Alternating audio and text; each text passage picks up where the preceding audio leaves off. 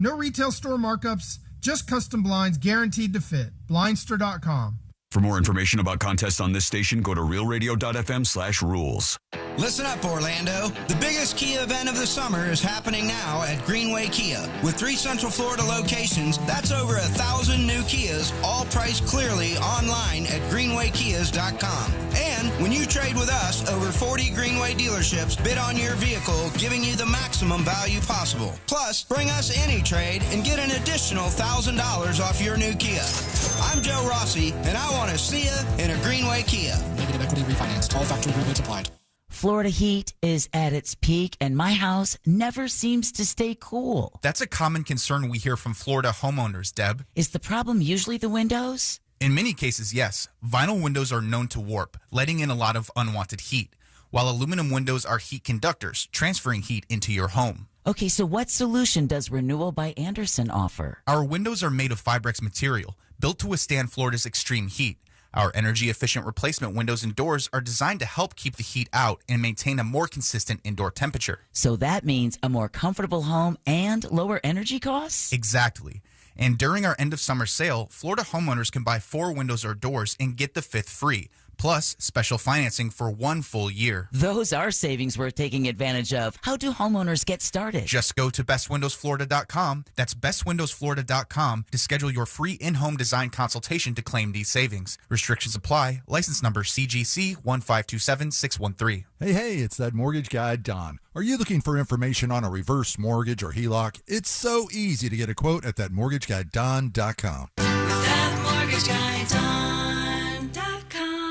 On September the 2nd, DraftKings Game Day arrives with massive deals, exclusive deals, and an all-day celebration built for sports fans. The countdown has begun. All roads lead to Game Day. The DraftKings Sports app is now live in all 50 states. That means Florida, from Texas to California, every fan is in on the excitement. One app, every sport, all 50 states. DraftKings Game Day is yours. Remember the date, September the 2nd. DraftKings Game Day is the kickoff for a new season, a new era, and the biggest day in sports history. Get ready to celebrate. New DraftKings customers sign up with the code WTKS. Spend $5 to get $150 in rewards within 14 days. That's code WTKS. In partnership with DraftKings, the crown is yours. Event trading offered by DraftKings Predictions. Trading involves risk of loss. Market availability varies. Eligibility restrictions apply. $50 every 7 days via click-to-claim issued in a non-withdrawable predictions dollars that expire in 1 year. Ends August 23rd. Terms dkng.co/predictions promo. Nationwide based on sports book. Predictions and free-to-play sports contest availability. Varies by state. Can you believe kids are already going back to school? And while it's hard to admit, that means another allergy season is just around the corner. Set your appointment today at Aspire Allergy and Sinus and find a solution for the whole family. Studies show that kids with allergies have a hard time concentrating in school and have more absences than those without allergies. So what are you waiting for? Go to AspireAllergy.com and book your appointment today. That's AspireAllergy.com. You're still glowing, flirting, grooving. You've still got it. But your immune system weakens as you age, making it harder to fight illnesses like pneumococcal pneumonia and RSV. Vaccines are a key part of any health routine and can help protect you from getting really sick. Ask your doctor or pharmacist which vaccines you need. See more at PfizerForAll.com. Sponsored by Pfizer.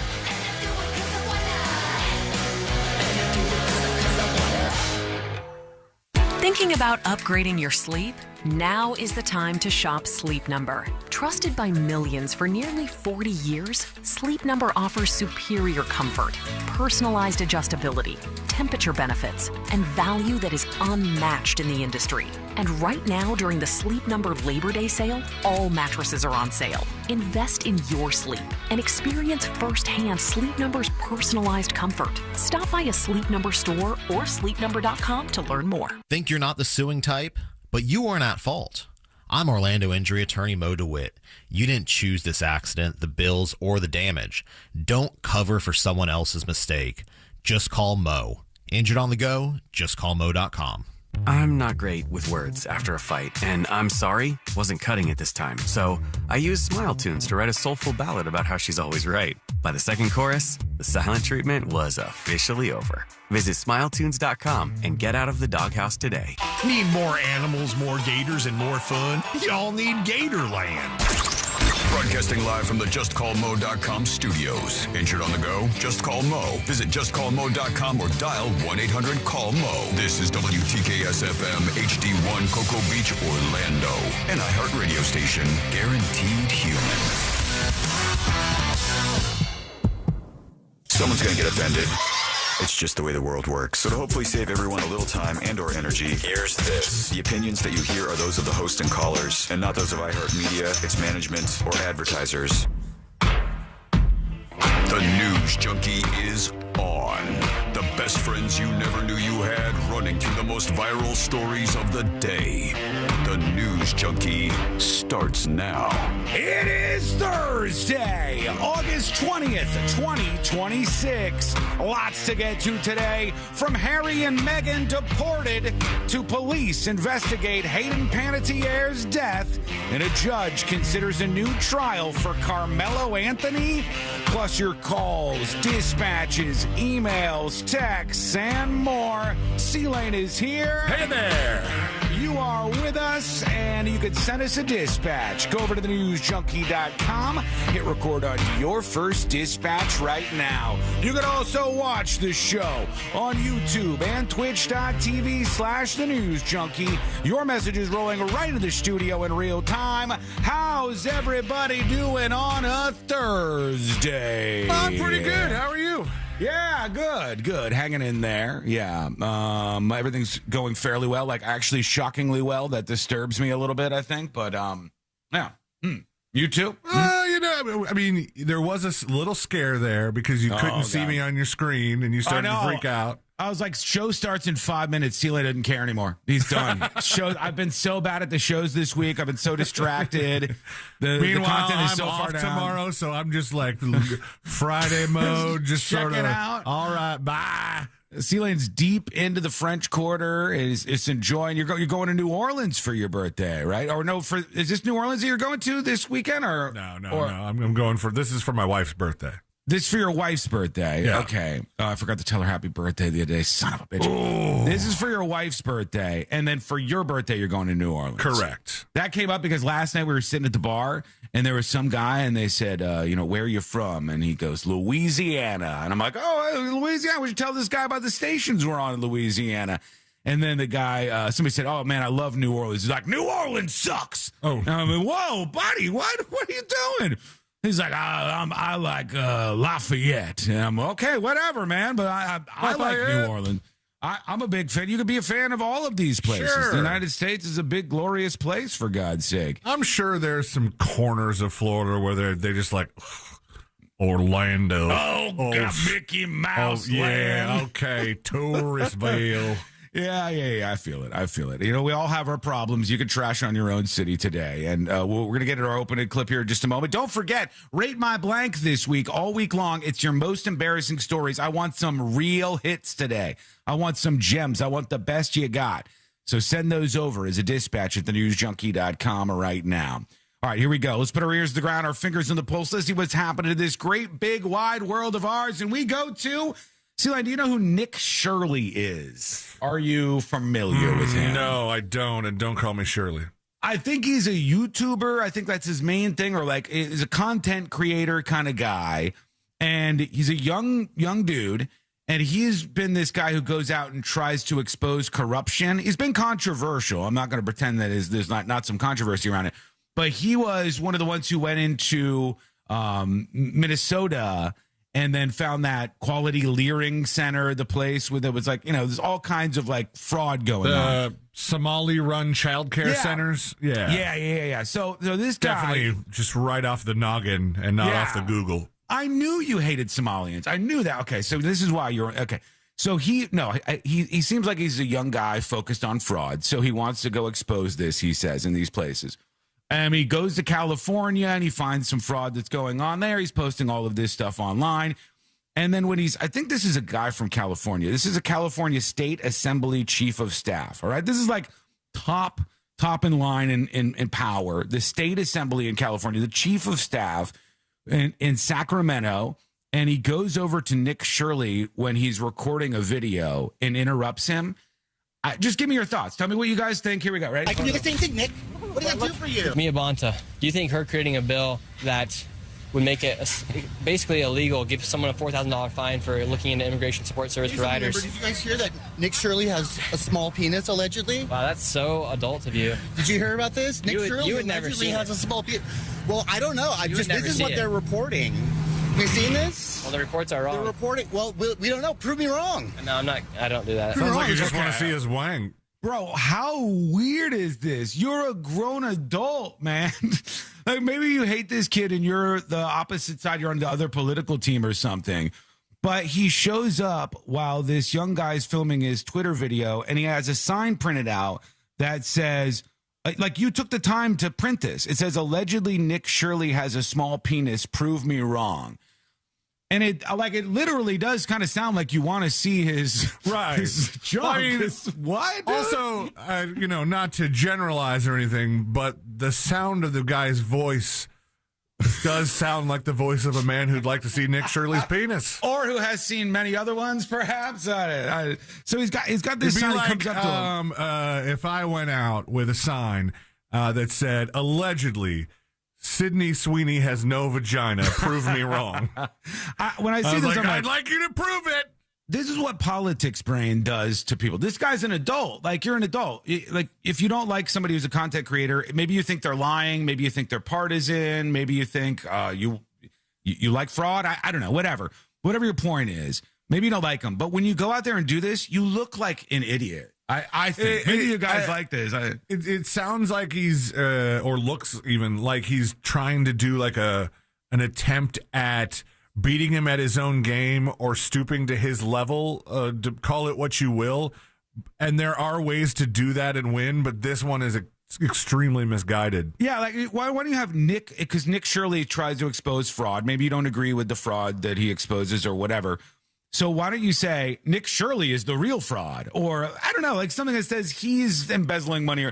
But the idea that you talk about his genitals, you're a grown adult. Can we find out? Look up real quick. I don't know if this is public or not. Look up California State Assembly Chief of Staff salary. California State Assembly Chief of Staff salary. This is the guy. How much is this guy? They're reporting. Well, we don't know. Prove me wrong. No, I'm not. I don't do that. Prove me wrong. It's good enough for Charlie Kirk. Prove me wrong. You don't want to do that. Well, I think consent. I mean, we are in California. They do support pedophiles. I think you're over 18. So there are news reports. Well, that was your only response to that? I think you're over 18. It's weird, man. It's a weird kind of thing. I don't know if it gets more normal, but what is he making for money? The official monthly salary range for an assembly chief of staff in California is $8,750 to $17,933, which equals roughly $105,000 to $215,000 a year. This guy's making six figures off the government dole in the state of California. And this is what you're doing? You're out there harassing this young guy and talking about his penis? That's so weird. That Nick Shirley has a small penis. Do you have any comment on Nick Shirley's I think allegedly small comes out here. Alleged small penis. It's risky for him to be out here. He could be banned or criminalized. You know what? The pause here, the very 2026 thing I'm seeing is the dueling tiny mics.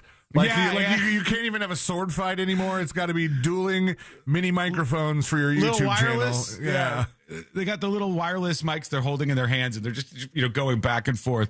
Vicky says, yes, people are out of control on this front, just taking the interview completely off course like a 12-year-old. Yeah, I mean, like, and Bootsy says, doesn't he have, like, work to do? That's the thing I think about. I go, you're a grown adult, man. You're a grown man. What's going on? This is super weird. Exactly. I don't think this having a small penis, is that a criminal? Are you going to introduce that legislation, assembly member? Hey, sir, to look at your penis, you'd have to lift up your fat to even look at it. So I'm out. You should work on that before you allege somebody else about their own penis. All right, let's all stop talking about this. That's all. What happened to this country? I thought we were all going to work on making America awesome and as good as possible, and everybody, even the poor people, get better off. off. I like the bald guy getting interviewed just bowing out of the Wang war and it's like, wash my hands of this. What is happening, man? What is going on? California Post by way of Yahoo News says California Dem making $200,000 in taxpayer cash crashes Nick Shirley interview with small penis stunt. That's crazy. Yeah, Californians hanging out with us today. This ain't my state, but are you? If you paid $200,000 of taxpayer dollars and this is what the dude's doing, are you on board with this? I don't know about this guy. I don't like stamp his stuff. I don't know if Nick Shirley is totally legit or if he's doing a good job or bad job. I think the idea of anybody, sad that it takes a YouTuber or a creator to go after fraud. We have so much fraud going on in this country. I think we should all want that fraud to be exposed so that we could all save money and use our taxpayer dollars for better things like healthcare for poor people and various things that we could all probably agree on. But this is it's pathetic. It's pathetic. And sometimes this is what I think about when I think about very political people. Like the political people do this. This is what they do. Their brains are a little bit broken. But I do have some news to bestow upon all of you today. Harry and Meghan have been deported. That's right. It's happening. The royal rejects are being they're self-deporting back to England, okay? Were they deported? Like were they forced out or in my version, yes. They heave-hoed them, all right? They said, "Get on out of here." Prince Harry and Meghan. Sean, you're ruining me today. I saw this story and almost printed it for the hot sheet. Mm-hmm. And my big intro was going to be, I'm going to tell you guys this, but of course Sean already knows about it because how in tune with the royal family Sean Wasson likes to keep. I hate the royal family. Loves the royal family. The idea that there's a royal family in 2026 is an Cried embarrassment. when the queen died. I didn't care that much when the queen died, other than that she was somebody's mom and like a person, and I don't want people to die unless they're like the worst. But I don't care about all these people, but they're headed out of the United States of America. They're out of here. I think it was a failed project. Let's see what they say. There's royal return underway. Breaking news. They are back or will be shortly anyway. We are talking about Prince Harry, wife Meghan Markle, and children Prince Archie 7 and Princess Lilibet 5. They're returning to the UK in the coming weeks to set up house outside of London. The kids are already enrolled in a school, this after some 6 years away, and a lot of raw emotion. The timeline. A lot of raw emotion. So, the kids that they named off. Mm-hmm. Lilibet. Harry and Meghan's kids? Yeah. Harry and Meghan, Princess Lilibet, and Prince Archie. They still have princesses and prince names? I thought they thought they in the Megxit is what they called it, that they renounced their princedom. They renounced all the bad stuff, and then they kept the cool stuff, like the titles, the names and the money, and they pretty much renounced Andrew. Yeah, they are headed out. They're headed out. A lot of people don't care about this. A lot of people do, though. It's weird, but they're headed after 6 years in California. Failed attempt to really get a stranglehold on the entertainment industry. There goes that Suits reunion I was hoping for.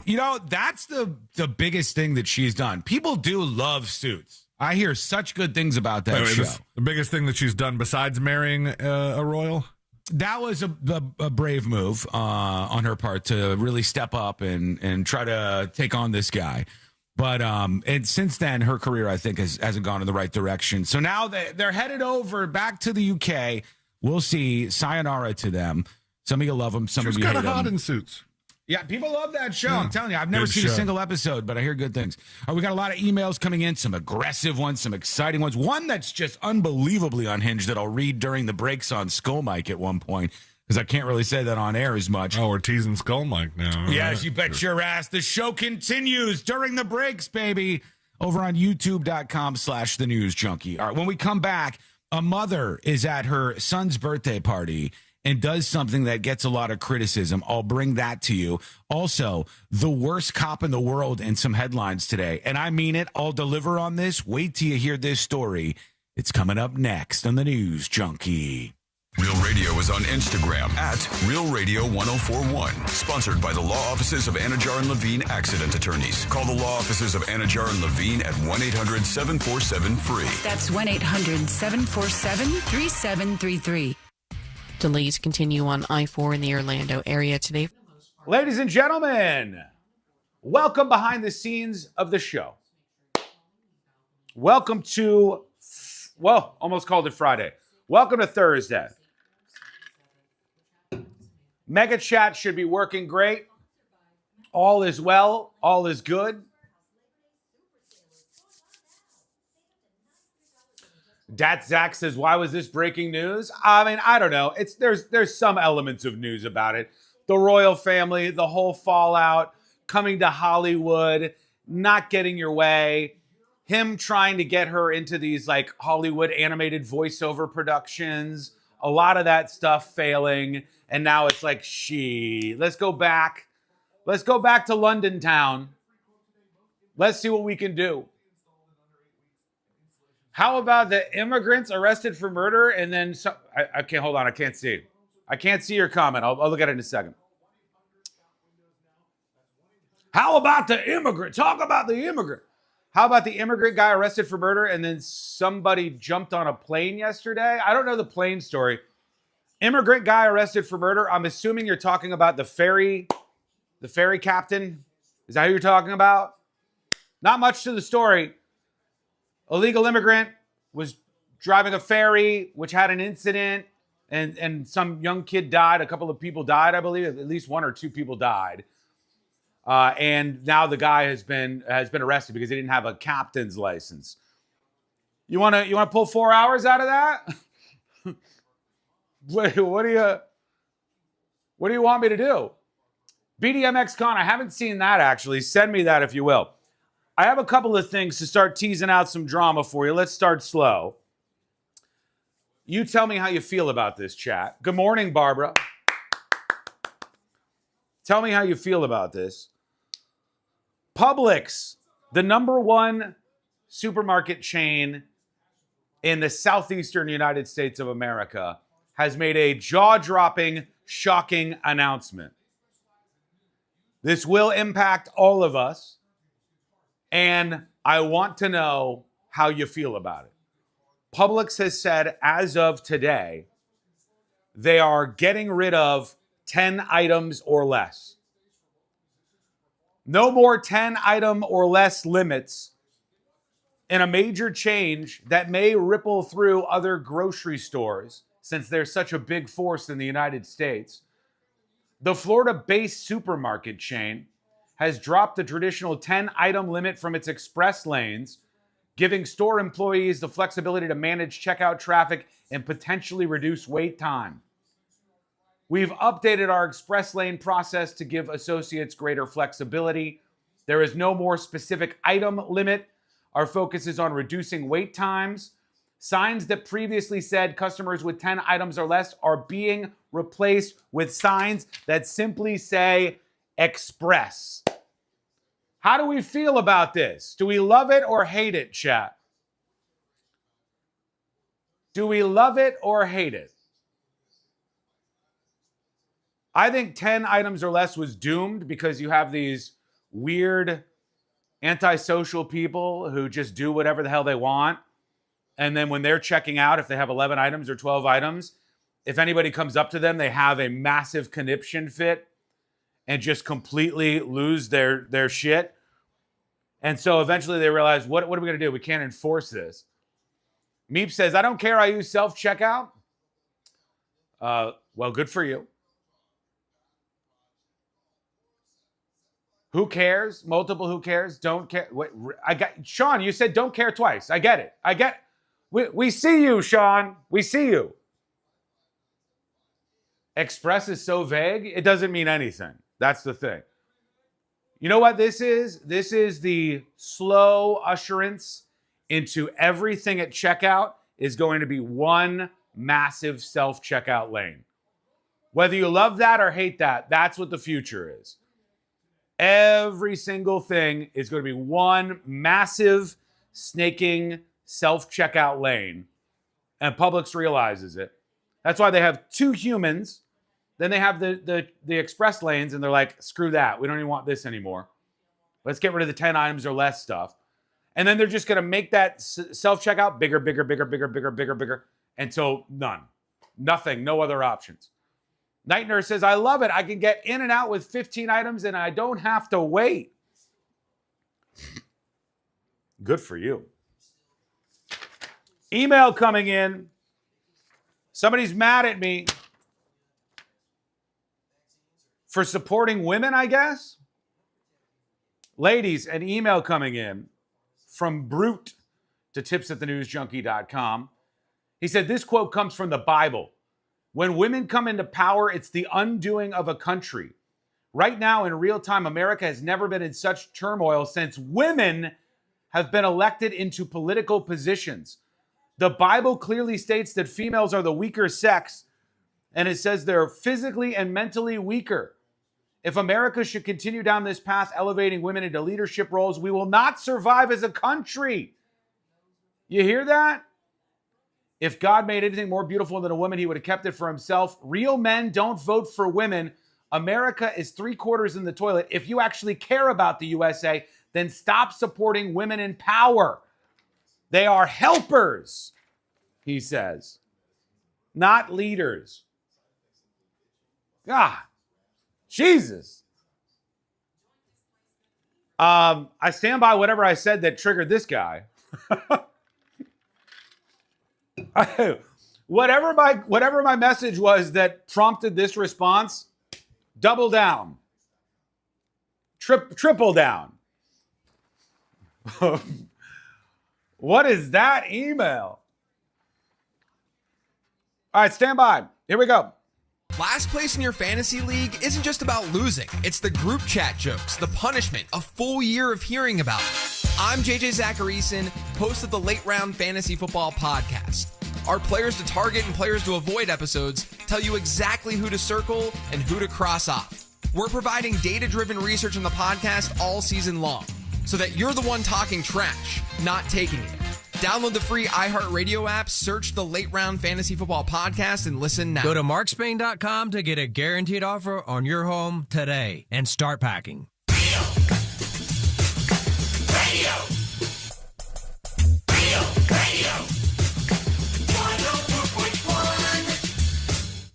Occupying the space between high society and prison tattoos. This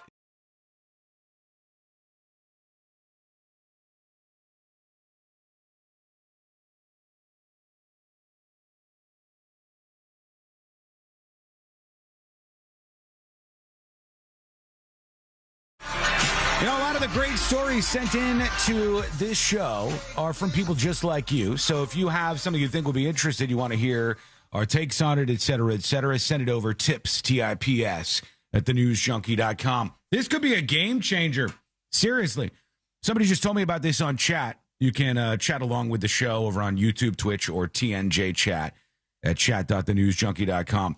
Check out this story, C-Line. We've been talking about the flock camera reaction and the people being upset about that, et cetera, et cetera. And felony charges have been dismissed against a guy who destroyed one of the flock cameras because the jury sided with the guy, I think. And yeah. The jury was like, hey. Well, no. If the jury sided with the guy, he would just be found not guilty. Well, let's see what they say. Hold on. This is from Local 12 that this person sent over to tips@thenewsjunkie.com. A Claremont County man, this is in Ohio, that's where this went down, who is facing vandalism charges for destroying a flock camera, had his case dismissed. Cody Morlock, that's the guy at the center of all of this, was accused of damaging the camera, according to Union Township Police. Investors alleged Morlock removed bolts securing the camera system, bringing down the camera's solar panel and support pole, and then destroyed the equipment. Police said surveillance footage from other nearby cameras helped identify him as the suspect. And the flock camera is leased by the Union Township. Authorities estimate the damage at $1,000. It was the grand jury that declined to charge him.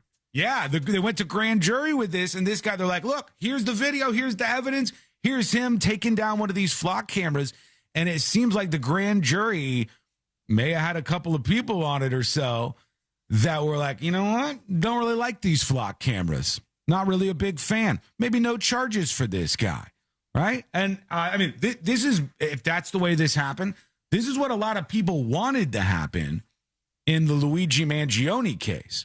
Mind you, to me, those people are crazy for a million reasons.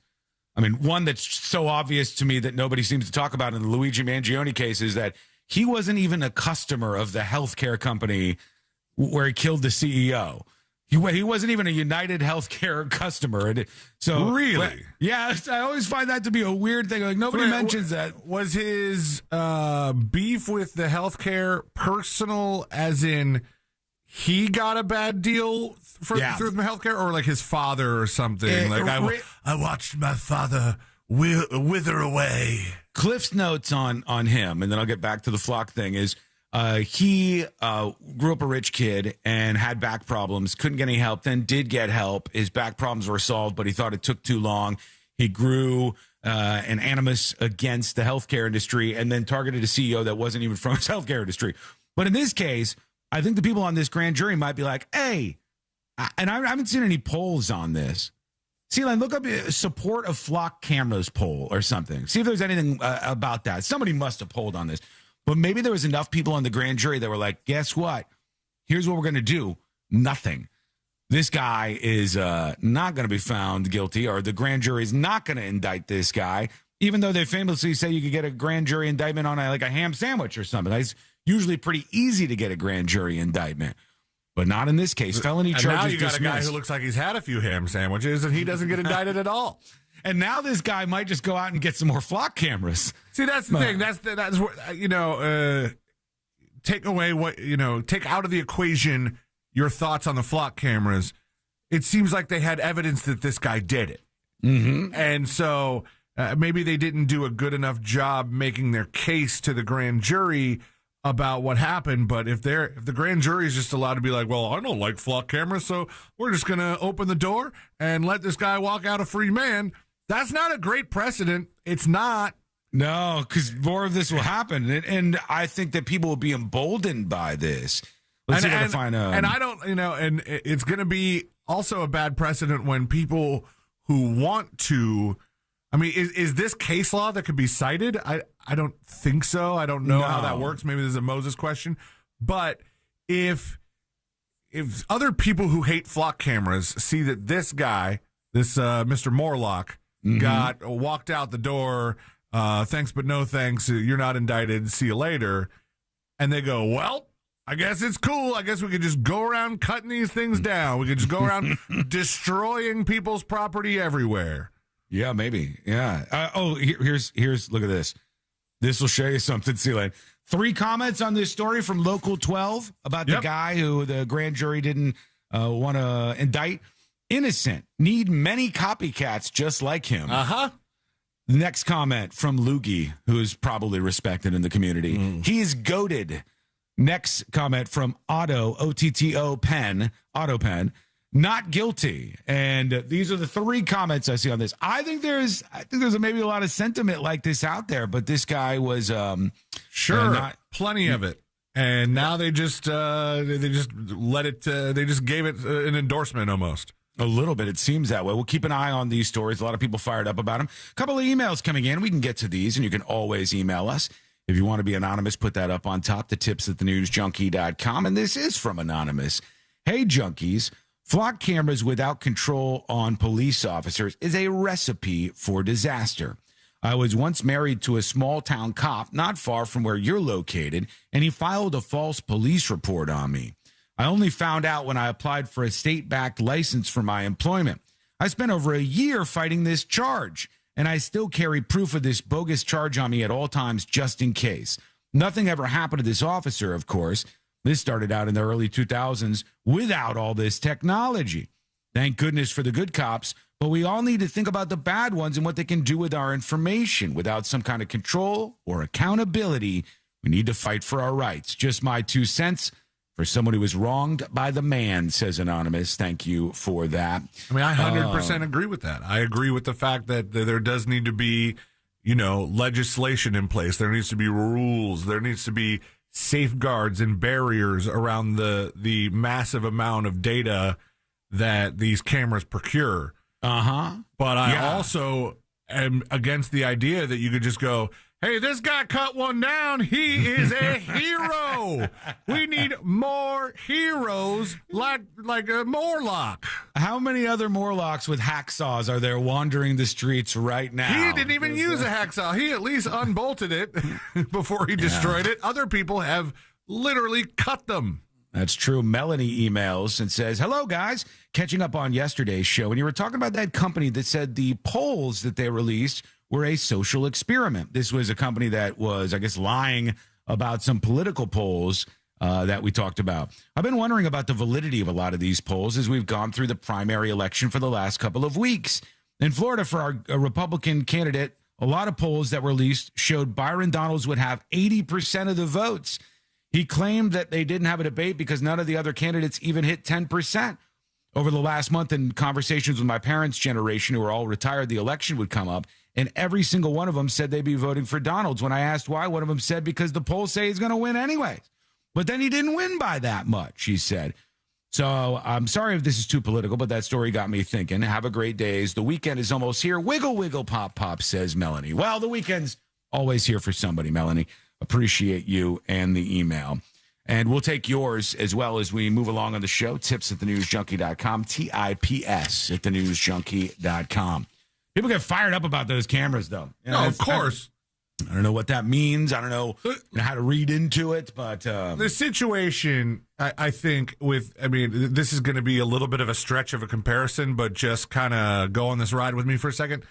When you look at people going like, this guy's a hero for cutting down the flock cameras. We need more guys like him, you know? And it was like, no, he, in my opinion, he committed a crime. Yeah. And he's getting the easy way out.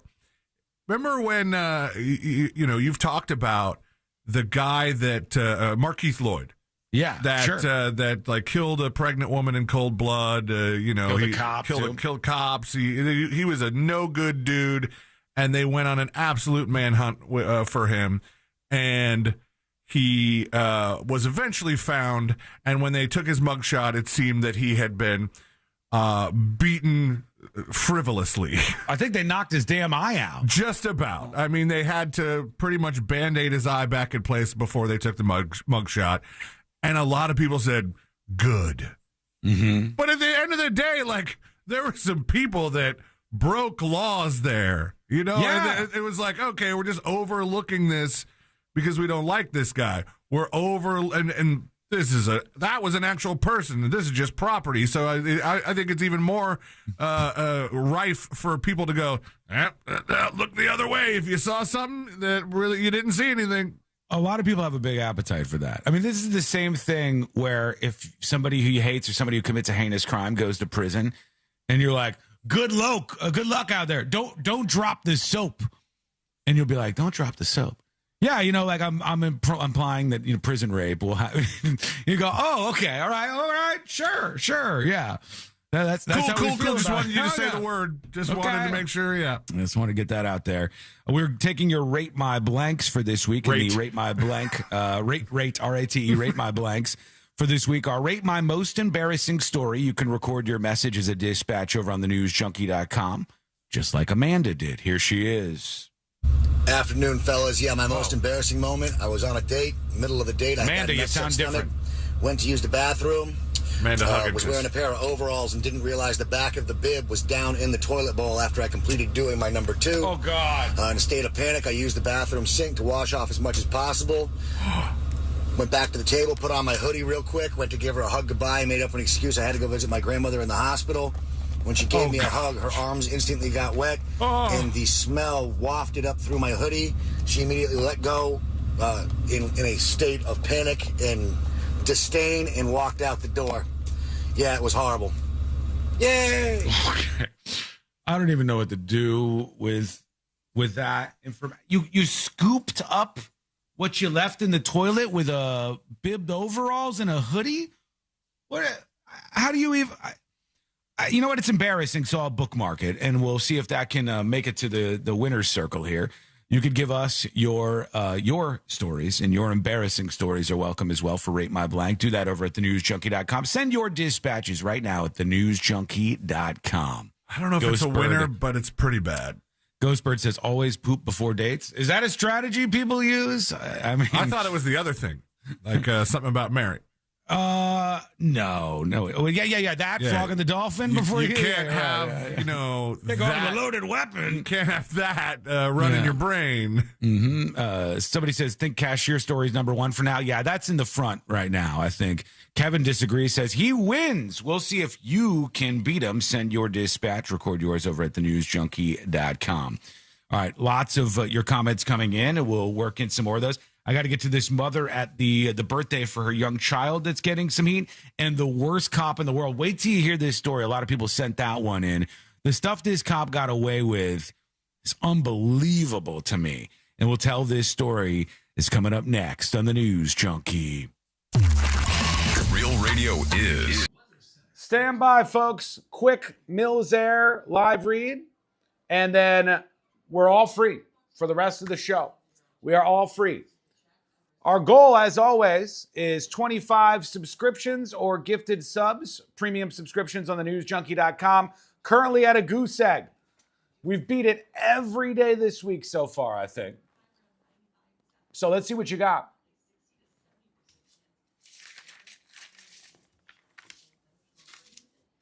Gonna be a great live read.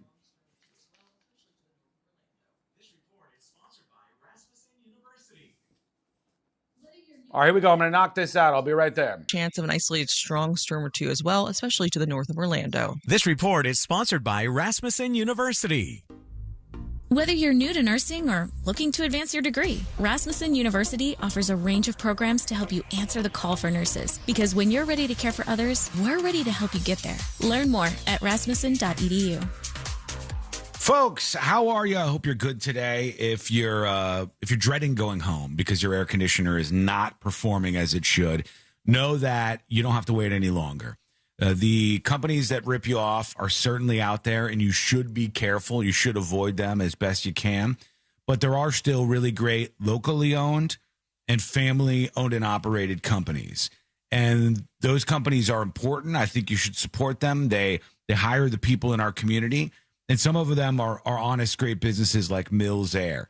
So if your AC isn't working, don't even bother with all these other companies. You see their vans driving by. You see them parked in a neighbor's driveway. What you don't know is half the time they overcharge and the people are miserable with the experience. And then there's Mills Air.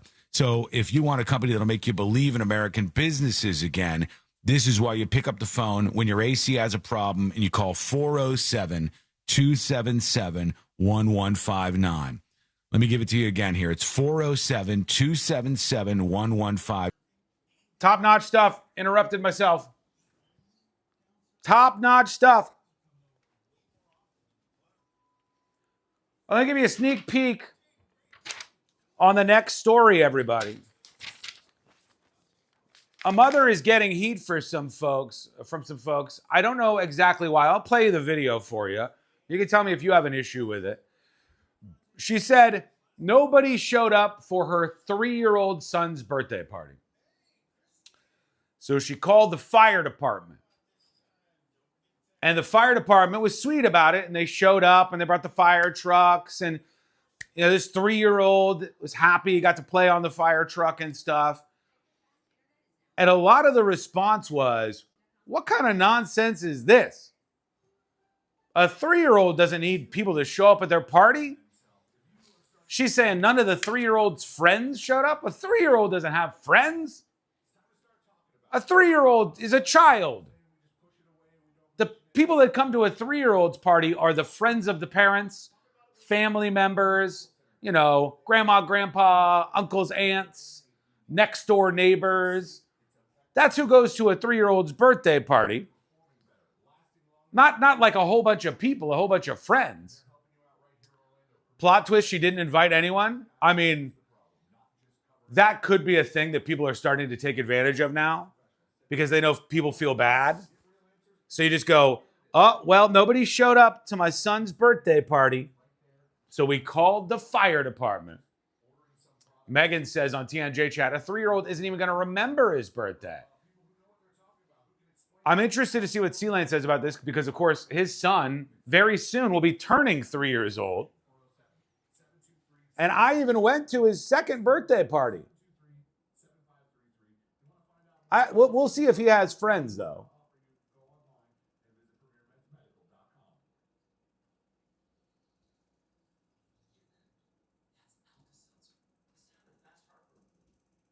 What do you think, though? Do you think she's done something wrong by calling the fire department and saying, nobody showed up for my 3-year-old's birthday party? Is that bad parenting? Bird Nerd says, you know what that is? It's a mom wanting attention. CNJ Forge says her 3-year-old is a dick. Wait, what? Whoa, what does that even mean?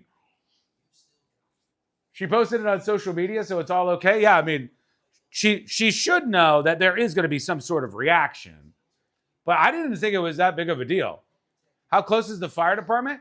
I mean, I'm imagining that the fire department isn't so deeply swamped at the time that they can afford to have this truck go over here for this 3-year-old's birthday party. I hate to say this because firefighters get on me sometimes, but a lot of firefighting is sitting around. It ain't backdraft all the time. Sometimes people think firefighters are like firefighters, these great heroes, day in and day out. 40 hours a week, they're fighting fires. 60-hour weeks fighting fire. Mostly they're perfecting their chili recipes. Now, they are a great service, and they are brave to go into houses that are on fire sometimes. Don't get me wrong. But they probably had time to go to the 3-year-old's birthday party, right? You know what I mean? All right, here we go. YouTube, if you're not a subscriber, hit that subscribe button, please. Charge her for it. Charge her? Charge her what? When the iron is hot in the NFL. And more. Download the iHeartRadio app, search NFL, and listen now. Hi, I'm Kyle at Blindster.com. Tired of overpriced blinds? Blindster makes custom blinds simple and affordable. You measure at home, install yourself, and save big. No retail store markups, just custom blinds guaranteed to fit. Blindster.com. Water can be a source of joy, regulation, movement, confidence, community, and health. It can also be a place of risk. Drowning is preventable, yet it remains a leading cause of death for autistic children. The Autism Society of America is taking action with AquaLife, a program delivering life-saving water safety resources across the lifespan. Let's make every splash a safe one. Visit autismsociety.org to download free safety guides and social stories, or donate to help us provide these life-saving tools to families in need. Visit autismsociety.org today. This earful of real radio is brought to you by JustCallMo.com. Injured on the go? JustCallMo.com. Real radio. 104.1. Filling in the gaps between the New York Times and World Star. This is the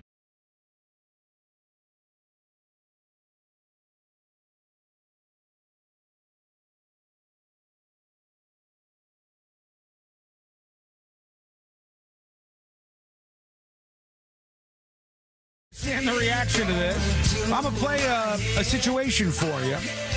You can tell me if you think that this mother was in the wrong or not, because it's a big topic of discussion. It's a video that's gone very viral over the last, week or so. Not quite a week, but a couple of days that it's been out.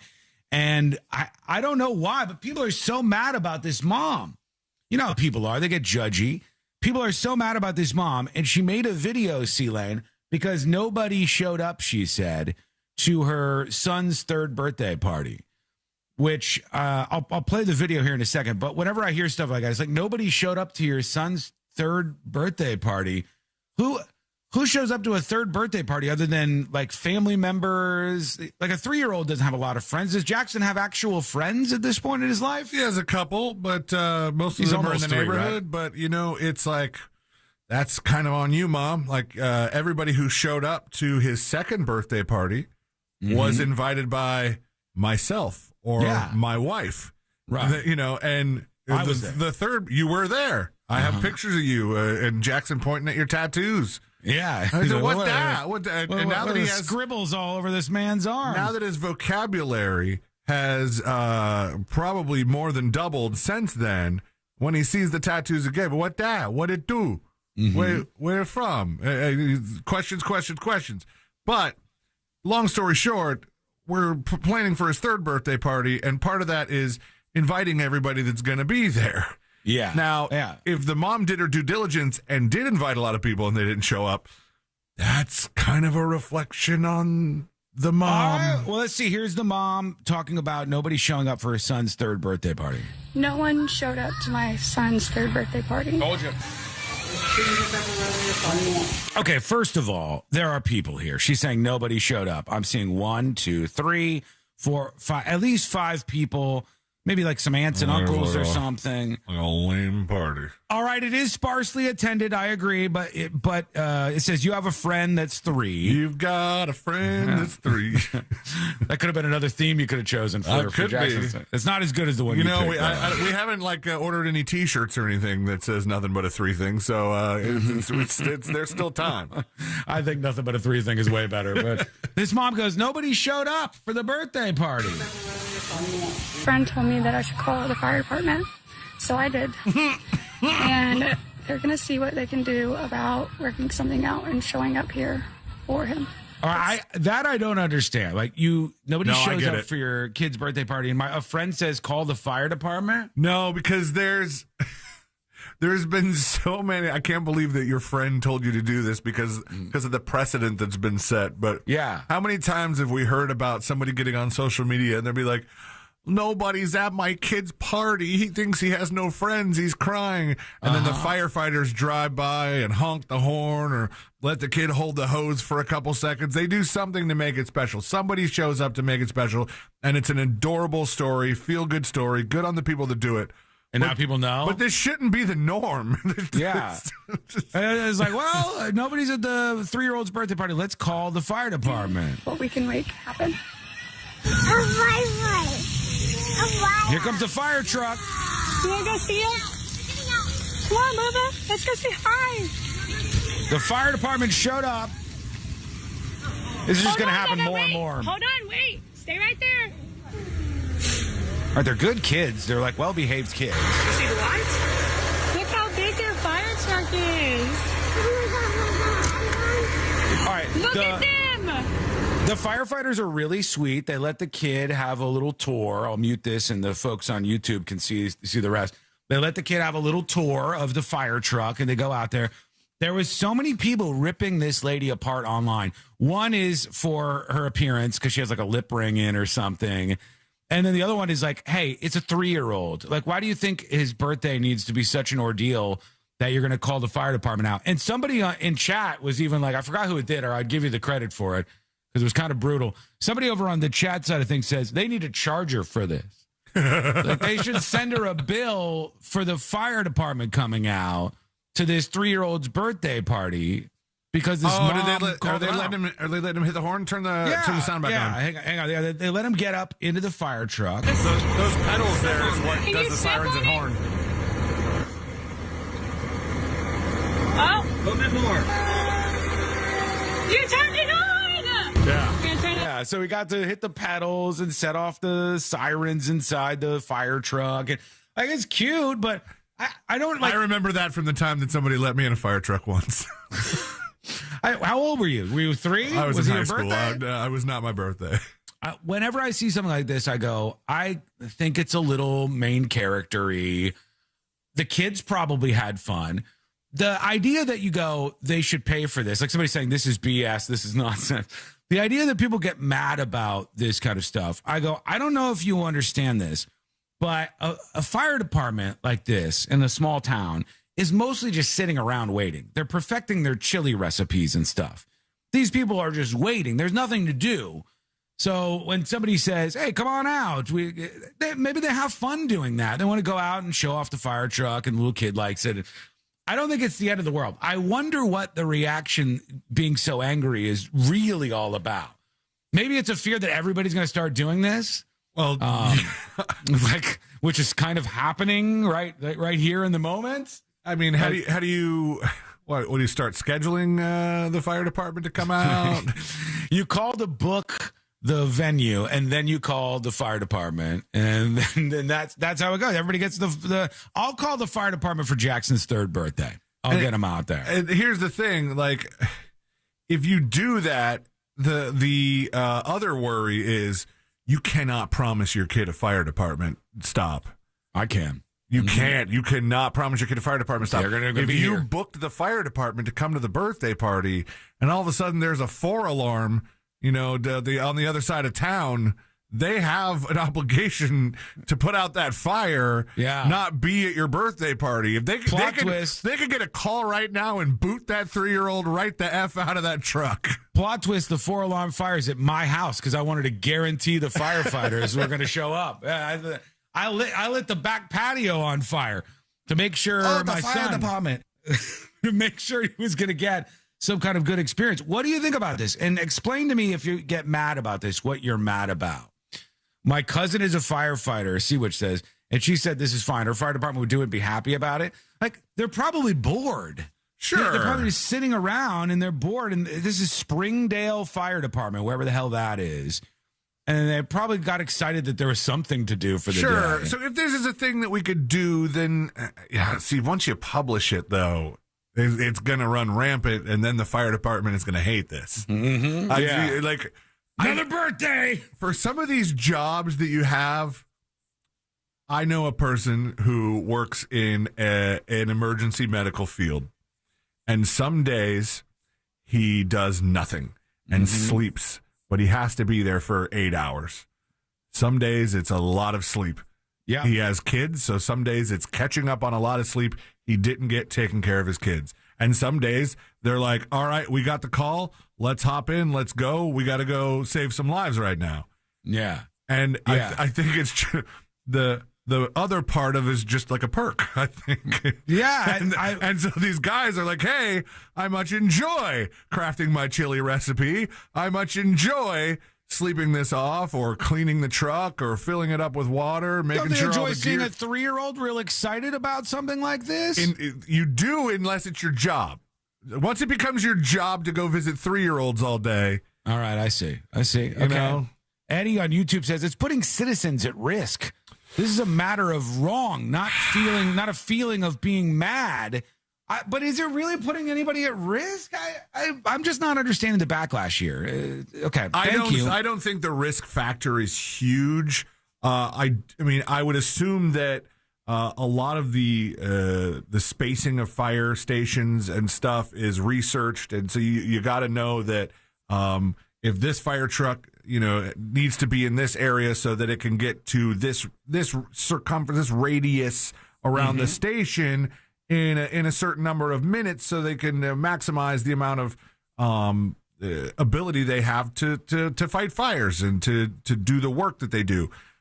I think that having them go down to the park for a little bit and spray some kids with water or do whatever they do, let them tour the truck. It's not that bad. That's not that big a deal. The idea that they're going to be here and then some other little 3-year-old's going to be burning away in a fire somewhere. It's like, I just don't think that's going to happen. I don't worry about that. Maybe I'm wrong. Somebody says, here's what firefighters really do. It's an anonymous dispatch coming in. Hang on. Here it is. Hey, news junkies. I'm a firefighter in the state of Florida. Didn't really take offense, but I just want to correct you guys on one thing. If you look up our roles and responsibilities, we don't just kind of sit around waiting for fires. Mostly we do EMS. 90% of our job is EMS. Like I said, didn't take offense to it. Just wanted to correct the falsity. Thank you. Yeah, I agree. I think actually there's too much of that going on because a lot of times I see the fire trucks show up to situations with EMS and then the firefighter's like, yep, we're here again. What do you want us to do? Nothing. We got this. There's no fire. There's a guy having a heart attack. All right. Well, see you later. Fire truck, fire it back up and bring us back to the station. Yeah, I know that there's more stuff that they do, but I think you might agree, anonymous firefighter, that in a small town, this probably isn't some big risk. Here's another dispatch on this topic. Here's phlebotomy. Hello. About the kid in the fire truck. I mean, yeah, it was a little over the top what the mom did. But maybe she just planted a seed for this kid, and that's going to be his future. You got to get some kind of positivity out there. You can't just be negative about everything out there, people. Pop. Yeah. Like back in the day, this used to be a fun time. People would go, oh, this is exciting. A fire truck showed up to this event we're doing. What do they call it? Touch a truck or something? Oh, It's the like touch a truck things. When I was in Scouts, we used to have like a day summer camp for a week that we would go to, and on the Friday they would bring like we would know ahead of time. I think they probably paid them some amount of money or whatever, but we would all bring bathing suits, and they would bring the fire truck out and just drive into the middle of a field and just spray us all with hose. With the hose. It's fun. That's spray a us good with time. hose that's like the wrong thing. It sounds great too. That sounds even better. Let us know how you feel about this. Maybe there's somebody who's just angry about it. Send a dispatch over at thenewsjunkie.com right now. Big thanks to DJ Rage for the 10 gifted subscriptions. Look at you go. Look at you go. I saw the plane fly by and everything, man. Love you, DJ Rage. Thanks for the big support. Secret Shows is tonight for those of you who are subscribers. Every Thursday at 8 p.m. Eastern, you could watch live on thenewsjunkie.com and in the app. Bring up the text I just sent you. Jackson would actually be quite excited. Hang on. Can we show people this? Yeah, you can show people this. Hang on. He was at Costco one day and convinced his mother to buy this costume. Look at this. Yeah. I'm calling the fire department, man. I'm calling his third birthday. I'm getting on the phone for his third birthday, and I'm going, let's go. Here we are. We're going to call the fire department for little Jackson. All right, give us your thoughts on this. Quick break. When we come back, we'll kick into the second hour of the show with a story about this worst cop in the world who's being just absolutely plastered over media today. Wait till you hear what this cop did. It's crazy, and it's coming up next on the News Junkie. The Coke Zero Sugar 400 returns to the World Center of Racing with the NASCAR O'Reilly Auto Parts Series on August 28th and the Coke Zero Sugar 400. Hello. Welcome behind the scenes. Vicky says, Sean, you couldn't be more wrong. When firefighters come as EMS, they are invaluable. I don't know enough about this, so I'm not going to put my foot down too much, Vicky. But what I think is the case, and I may be wrong, not an expert on firefighter duties, what I think is the case is that virtually every time the EMS, emergency medical services, is sent out somewhere, virtually every time the fire truck shows up too. And I'm saying that doesn't seem ideal. That doesn't seem tuned in enough. You're just sending an entire fire truck, burning all this gas and wasting all this time when this may be a call that has absolutely nothing to do with any need for the fire department. You know what I'm saying? Doesn't that seem inefficient? Am I the only one here thinking it seems a little inefficient to send the firefighters to every EMS call? If that, in fact, is what they do? Insecure Walrus says, in some communities, the firefighters serve double duty as EMS. Well, and in that case, you send them to all of them, right? You send them to all the cases. This guy went for a mani-pedi.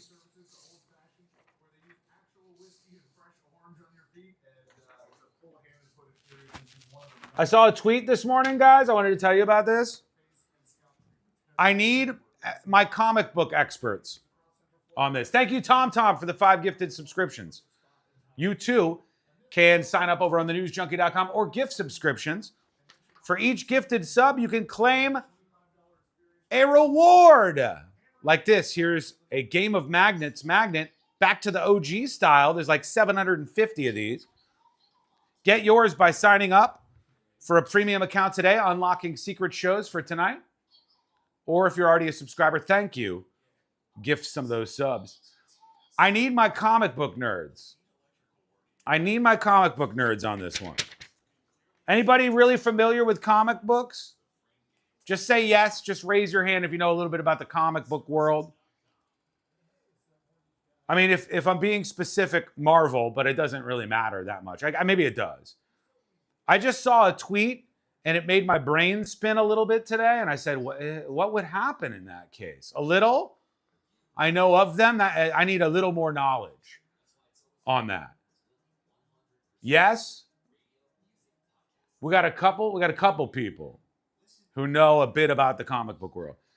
The tweet going viral this morning said, if Spider-Man lived in a town without buildings, he would be so cooked. If Spider-Man lived in a town without buildings, he'd be so cooked. And I started thinking about this. Is Spider-Man's skill solely reliant on living in a big city? Before you hit me with this, I know I should not have spent time this morning thinking about this, but I did, so deal with it, okay? Would Spider-Man be rendered useless in a desert environment? Does he need the buildings? Or what if, they didn't even mention this, but what if Spider-Man was in like Africa or India, where everywhere you look is all like power lines, all twisted up and all shitty looking? If Spider-Man was going through like Delhi or something, swinging through India, dodging all of the wasp's nests of power lines, would he be rendered useless? In a desert, yes, he would be hopeless. He could swing on the power lines? No, he can't. He would just get electrocuted, right? I think he would be screwed. He still has his spidey sense. Well, great, you can sense when somebody comes up and shoots you in the face, and then he can't get away anywhere because you can't web yourself to anything if there's nothing to web yourself to. He still has spider speed. Is that true? There's a Spider-Man variant where he's in India. That's hilarious sounding, if true. 1 minute and we're back live on the show. Iowa Spider-Man? He'd be fine. He's very strong and can jump and fight. It just seems like at least Superman has more strength than Spider-Man, I think, right?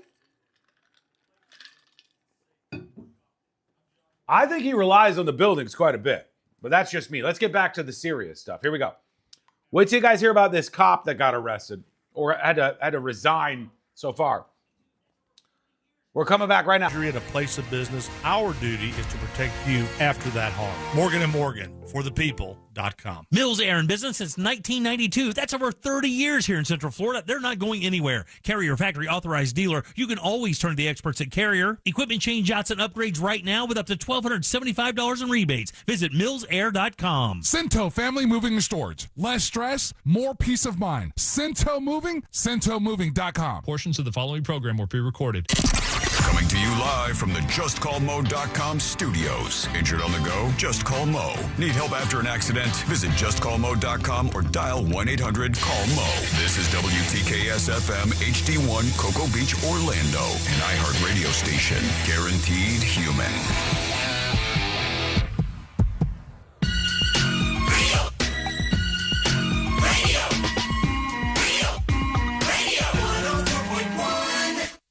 Watching the world burn with some friends since 2007. This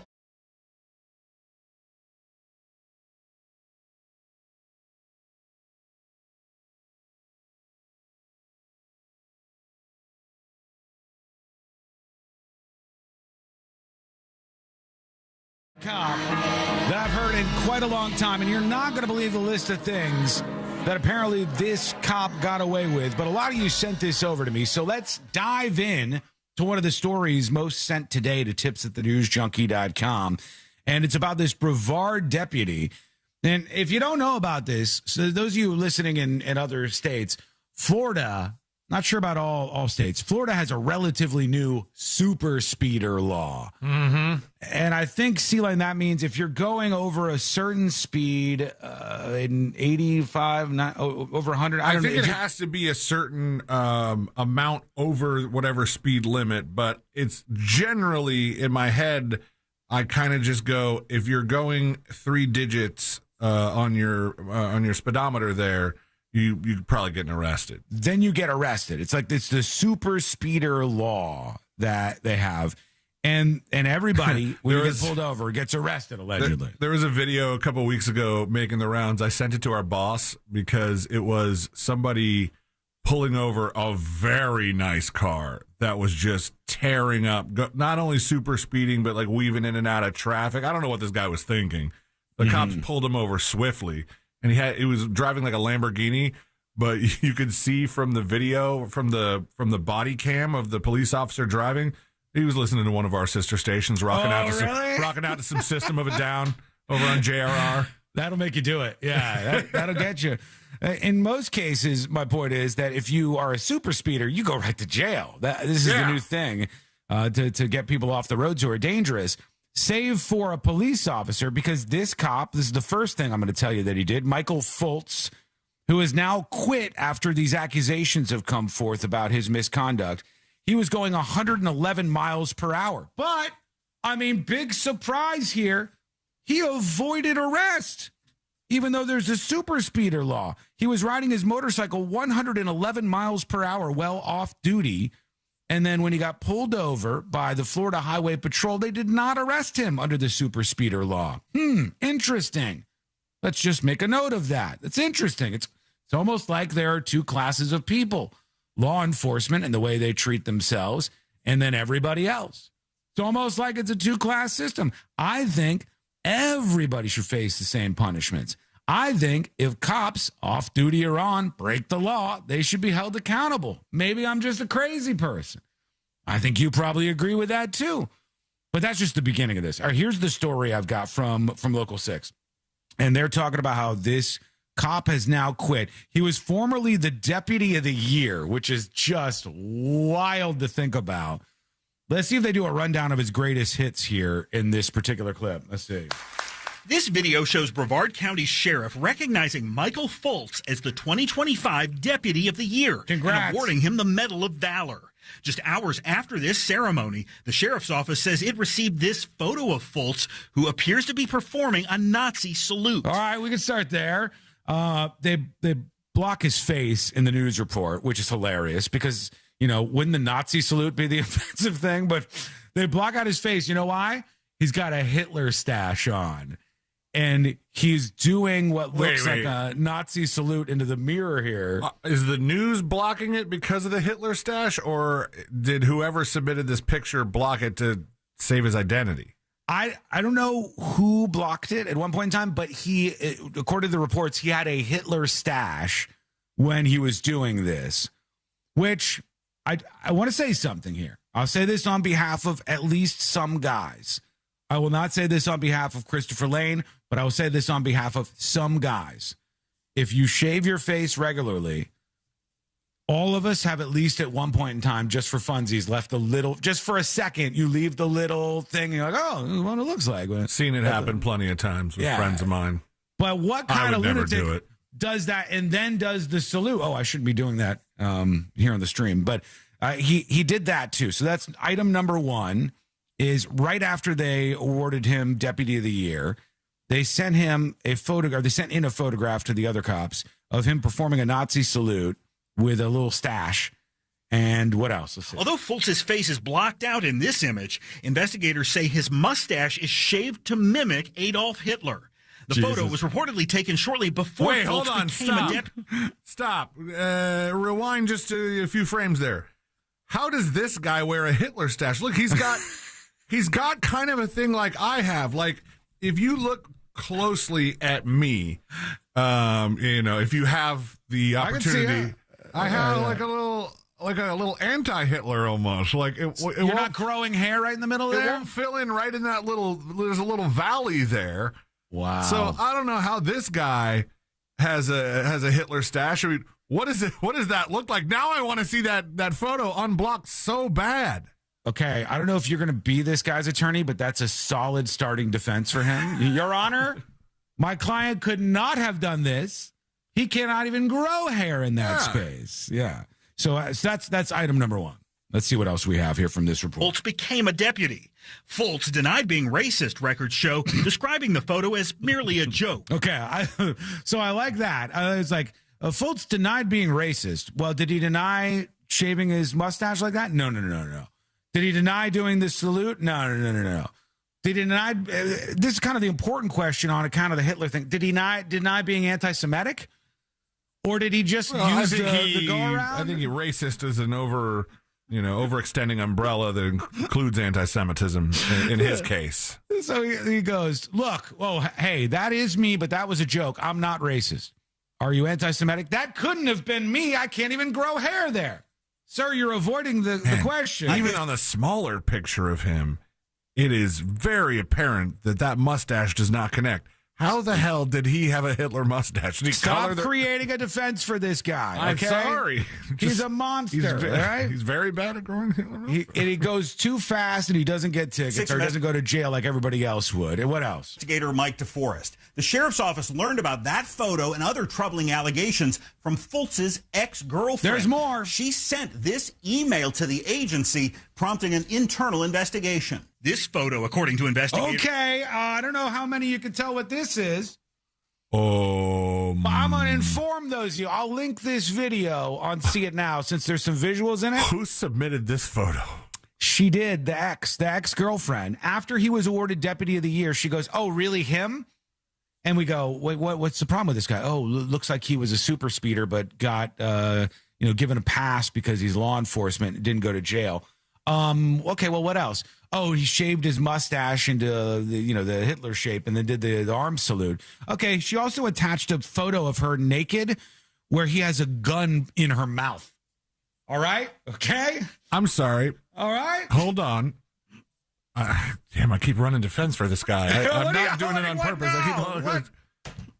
Is the gun in her mouth? Yes, her mouth. Yes. No. I think it is, Sean, it looks like something might be blocking her mouth from the pistol actually entering it.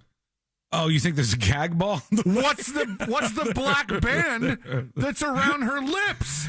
I don't know. I'm not sure if that's part of the photo or not, but this appears to be him with a gun in her mouth, all right? Okay, this is the cop that got Deputy of the Year, and the ex-girlfriend said, ho, Deputy of the Year?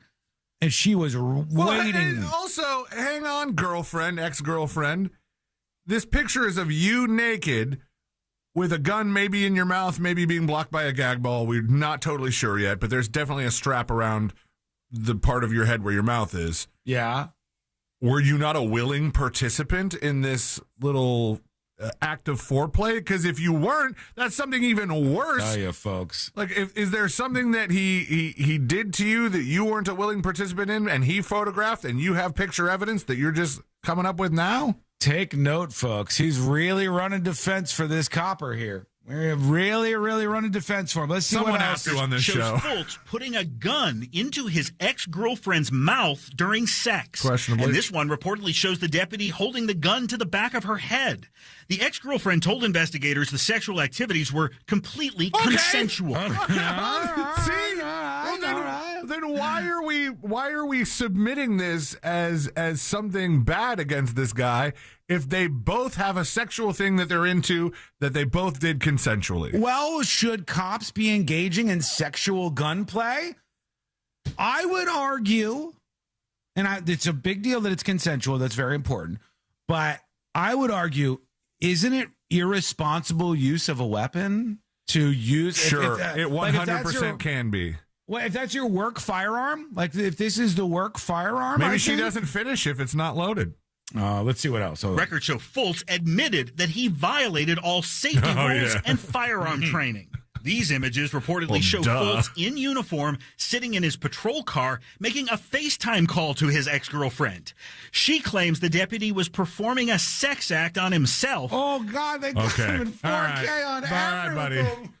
Come on, man. Care to defend him pleasuring himself in the police car? No? Well, okay, was he clocked in?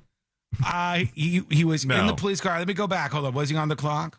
She claims the deputy was performing a sex act on himself. Fultz told sheriff's investigators he was just joking and only pretending. 3 days later, this happened. Look, go back. All right, hang on. The picture's really blurry, but on the bottom left, you can see her watching. Her face popping up. I'm going to put this, because it's a visual, I'm going to put this up on See It Now during the break so everybody can take a peek at this because it's got pictures and everything. And only pretending. 3 days later, this happened. Shots fired. Came over with a knife. In April 2025, Fultz radioed for help after a suicidal man with a knife charged at him in this neighborhood. All right. Fultz shot and killed the man. 10-4, the knife's out of his hand. He's on the ground. The sheriff says Fultz's bravery and dedication that day earned him the title deputy. Yeah. No, now you got a problem? No. Okay. That neighborhood where that knife story sounds familiar. Really? Okay. Hang on. Maybe they say something more about it here. This is wrapping up. Of the year.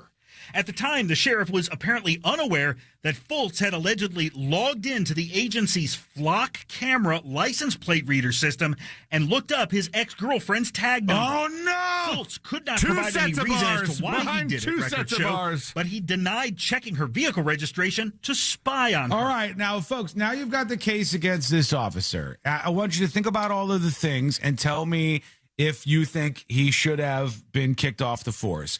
We have super speeder, but not going to jail. We have mustache and salute. We have that one. We have the gunplay issues, and we have the pleasuring himself in the police car issues as well. And then to boot, so everybody has something to be angry about, we have he was abusing the flock camera system here. Do you stand by him? What do you think? Let us know. Join us on the show with your thoughts on this officer and what we've gone over here.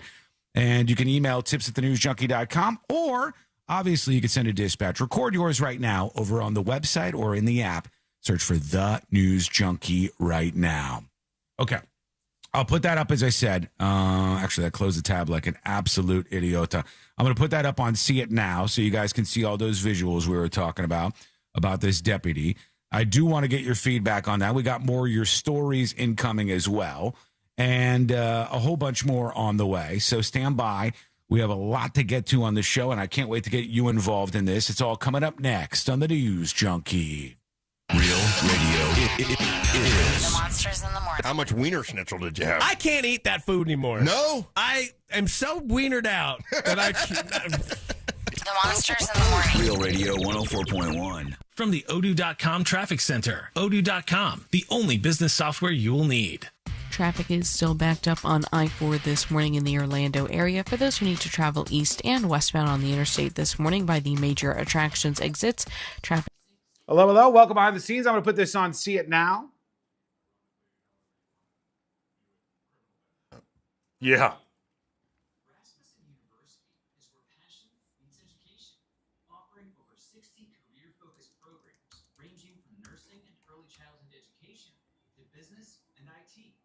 Learn more at rasmussen.edu. Need money for home improvements, debt consolidation, weddings, back taxes, anything like that? Well, you can get cash out for that with a HELOC, a home equity line of credit. All right, I'm putting this up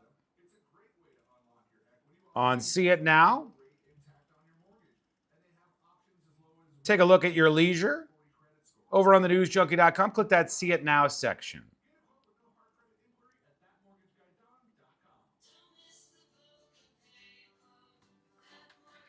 What do we think? We think that cop got a bad rap? Let me ask you from this perspective, chat. You're the boss. You're the sheriff. Do you fire that cop? Yes or no? For that laundry list of things, was there something on there that you would fire that cop for? Let me know.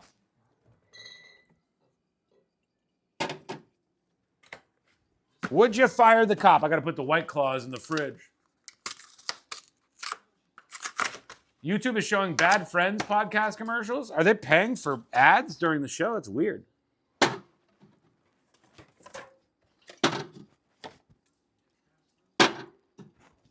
Okay. Let's put this down here. Blackberry. They have so many flavors. Oh, no, I got blackberry over here.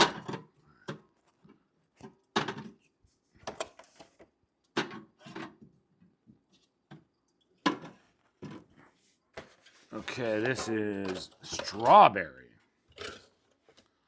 I can't keep them in their own color lines now because there's just too many options. Mango. The guy at the 7-Eleven used to call me Mango, but he had a aneurysm, and he died. Sad story. Would you fire him? Would you fire him? Yes, yes, yes for everything. Dude, we talk about a woman being 4 minutes late and having no tolerance. This guy is the worst employee of the year. True. Fair enough. Okay, we're back in 2 minutes on the show. Let me pop that into weekend edition. The News Junkie Weekend Edition on a station near you, all over the southeastern United States.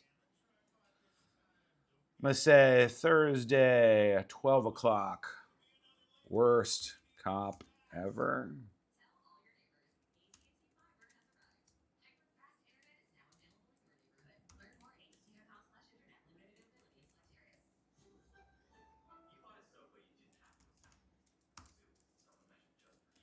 Okay, there we go. That gets all of those done. Let's do an 8 here.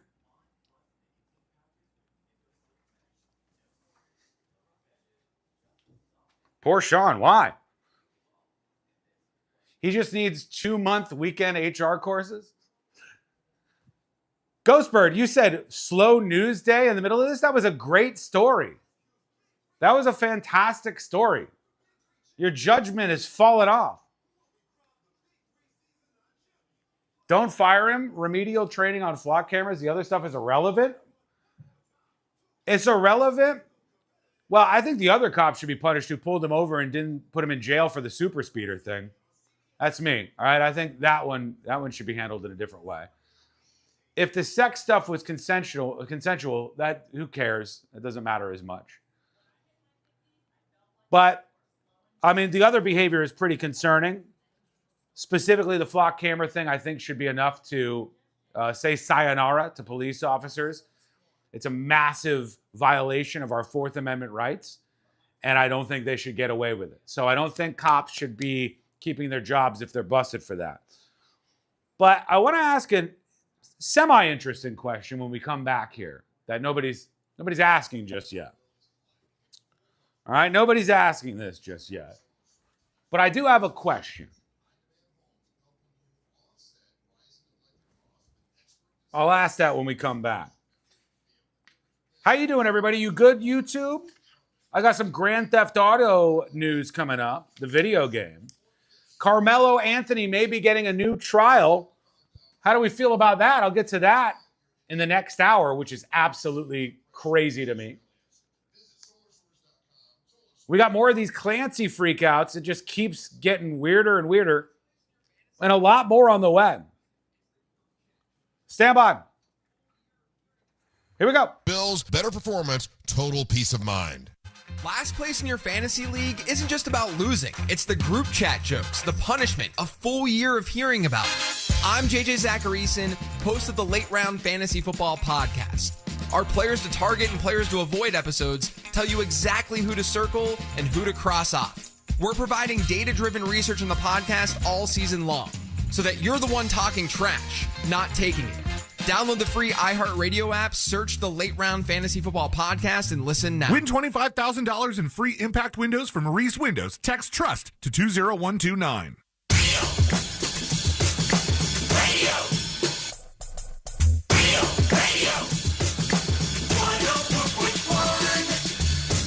No one's really sure what all C-Lane's buttons actually do.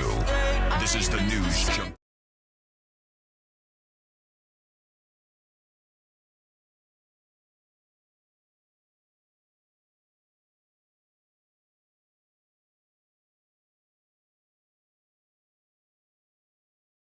There on that last story, I'll reset very quickly before we move on to the next thing here. Trying to move fast as always on this show, and if you want to hear our thoughts on anything else or hear anything else thrown into the mix in the world's most viral newsroom, you can always send it over to tips, T-I-P-S, at thenewsjunkie.com. But we were talking about this story pretty viral today about this cop they call like the worst cop ever, even though he just got an award for Deputy of the Year. When he got Deputy of the Year, immediately his ex-girlfriend just downloaded a manifesto on his ass. Like she sent this thing to all the cops to try to take him down. And she's like, here's all the information about him. And they found out that he was pulled over. And even though he was in violation of the super speeder law and should have gone to jail because he was off duty, the other cop didn't do it.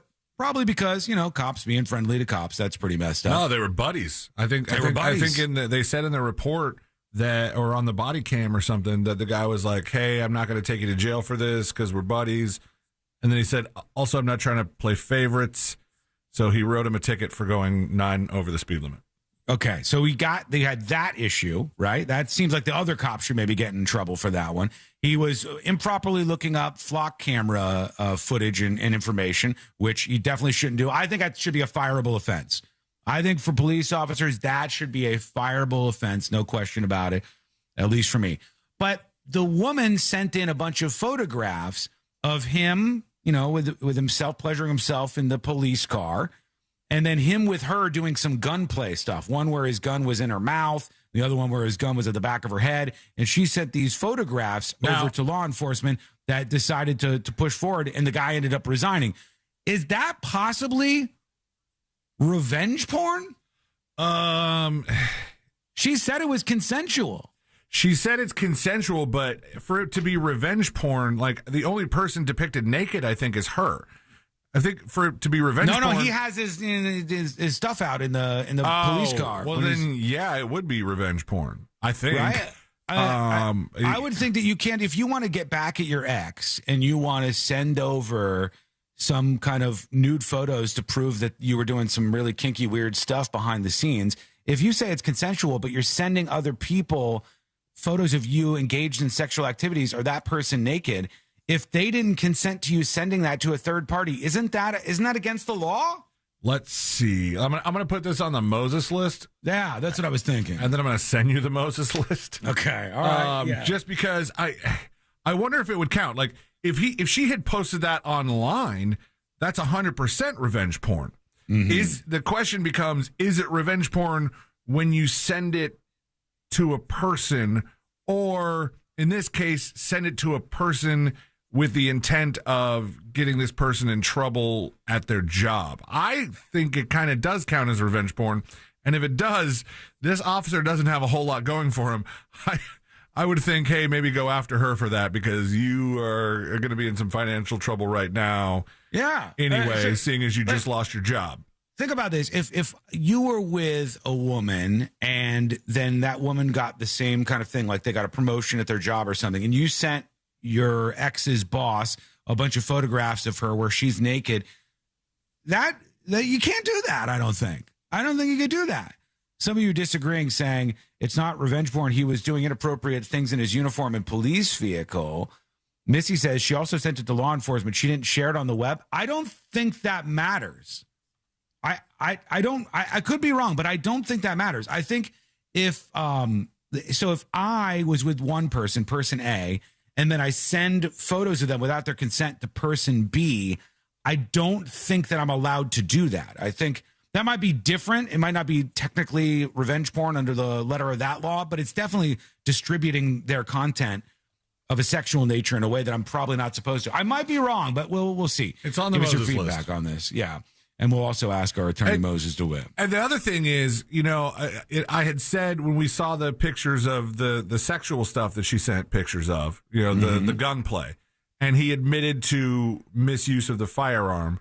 Well, I don't know if it was two people that were not police officers that were doing that consensually, taking pictures of it, or not taking pictures of it. I don't know that would be illegal. However, he might have, as part of his training or as part of his employment with the police department, some agreement or some clause that says, hey, misuse of a firearm, especially misuse of a county-issued firearm, is a fireable offense. So she might have sent this to them not because it was illegal, but because it was something that was against their rules. Well, a lot of people are on that same plane. AJ Soup says the whole law is about posting it publicly. Meep says if she's naked in her office, then he could send it to her employer as evidence. I don't think that's true. I don't. So you're telling me if I'm in a relationship with somebody and we have sex in her office or something, and we take some photos or videos of it, and I send it to their supervisor, that I'm not violating any law? Forget in this particular instance, forget the revenge porn law in particular, right? But there's I'm sending a nude sexual video without the consent of the person in it to a third party. Crazy Drunk Cat Lady says, stop taking pics, people. Well, too late. Yeah, you can't fix that one at this point in time. I think it's a little bit too late for that one, but give us your thoughts on that as well, because I don't know. Maybe I'm wrong, but I don't think you can send, even if you have what you think is a good moral reason, without somebody's consent, a video like that. If you start some sort of case against them, I think the information can be revealed in the case as evidence against the person. You could probably do it like that, but I don't think, like say there was imagine this. Imagine C-Lane's in his studio and he was doing something to himself sexually, and then I got a video of that, and then I sent it to iHeart. Like I CC. It's happened before, not with C-Lane, but with other people at the company. No, I found the pictures. Video. I sent. Imagine I sent it to all. I CC everybody in executives at our company, iHeartRadio. I don't think I can do that, but I might be wrong. Let me know what you think. Send a dispatch over at thenewsjunkie.com. Try to get this in quickly. Yes, in Florida, the intimate images do not have to be posted publicly online for the state's revenge porn law to potentially apply. Florida statute calls the offense sexual cyber harassment. As of the current statute, it covers intentionally disseminating through electronic means to another person a sexually explicit image without the depicted person's consent and contrary to their reasonable expectation that it would remain private. Okay. All right. Seems like what she did, does it not? And like revenge porn is usually porn that's like consensually taken. Mm-hmm. He might not have even known she took those screenshots. That's another level of privacy she might have violated. I don't know how that factors in either.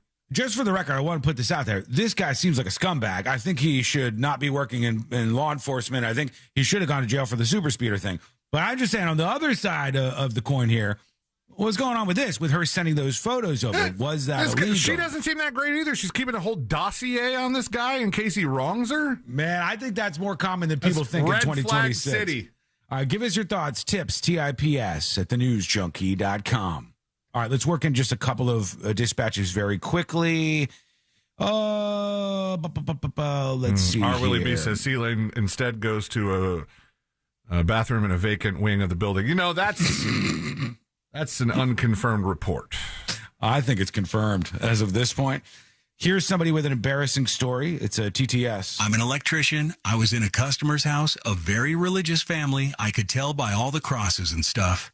They wanted custom light fixtures. I said, let's look some up. I pulled out my phone, hit the Google button, and porn, mid-video, volume up. I'm not a volume up guy. How did that happen? Oh, no. I could not get it to stop for what seemed like forever. I stayed eyes locked on the phone, finally got it to stop, looked up some lights and said, how about these? They didn't hire me. Big shocker. I can't believe you didn't get the job after all of that. Loose Neutral is unbelievable to me. All right, I'll bookmark you. That was a good embarrassing moment. Thank you for that. Here's part of the process. I know sometimes you have that post clarity. Yeah, I've heard of that. That kind of messes with you. But part of the process is closing those apps. Close. He didn't do it that time. Quitting your VPN. Here's Newt Dukem. Hey guys, here's my story. So back in 1990, I was getting married, just 18 years old. My wife and I were there at the wedding, and it came time for the father-daughter dance. So my wife and her dad were out there dancing away. I grabbed my mother-in-law, said, come on, let's go join them. Okay. So we're dancing, and then I look, and I notice people are kind of pointing and looking, kind of laughing at us. And I didn't know what was going on or whatever. And then a little bit after that, I look over, and there's my wife and her dad, they stopped dancing, and they're both staring at us. And I'm still trying to figure out, I didn't realize that my hand was squarely right on my mother-in-law's butt, and it wasn't just on there. It was as I was almost picking a wedgie out of her. Well, that's my story. We're still married, though, 36 years later. Later, guys. Thank you. Appreciate that. How do you not know that? Yeah, why was her hand on her ass? Does she have no ass? Yeah, you just thought the back was continuing down? That's a weird one. Let's work in one more, and then we're getting ready for the hot sheets. Should we do water guy or cool hand Lou? Which one is quicker? Or so annoyed. They're all the same length, all of them. All right, Let's do cool hand Lou. That's the shortest. That's the shortest. Hey, junkies. For my embarrassing story, when I was about 14, we were playing manhunt in our neighborhood. I was being chased by 2 kids on the other team. There was this church that was in our neighborhood. Well, I started running toward that church. I had a chain link fence. So to get away, I started to climb that chain link fence, but it had the little pointy ends at the top. It wasn't like rounded off at the bar. All right. When I tried to flip my leg over, my pant leg got caught on top of one of those pointed edges, and then I fell, and I was hanging from my jeans, and it had ripped a big old hole, and it was like halfway down my leg, so my butt was hanging out, my front parts were hanging out, and then they started calling the other kids to come and laugh at me for a little bit. But so that's a story that we tell even until this day. Come and laugh at this guy. They're like Nelson from The Simpsons. All right, when we come back, the hot sheet is on the way. Stand by. That's coming up next on the News Junkie. Coming up tonight on Real Radio at 7. Hey, welcome behind the scenes, everybody. Skull Mike is activated. We got Fritz on the Street coming up at the top of the hour, I believe. As far as I know, Fritz on the Street should be at the top of the hour. I've got a lot of good stuff to get into in the second half of the show.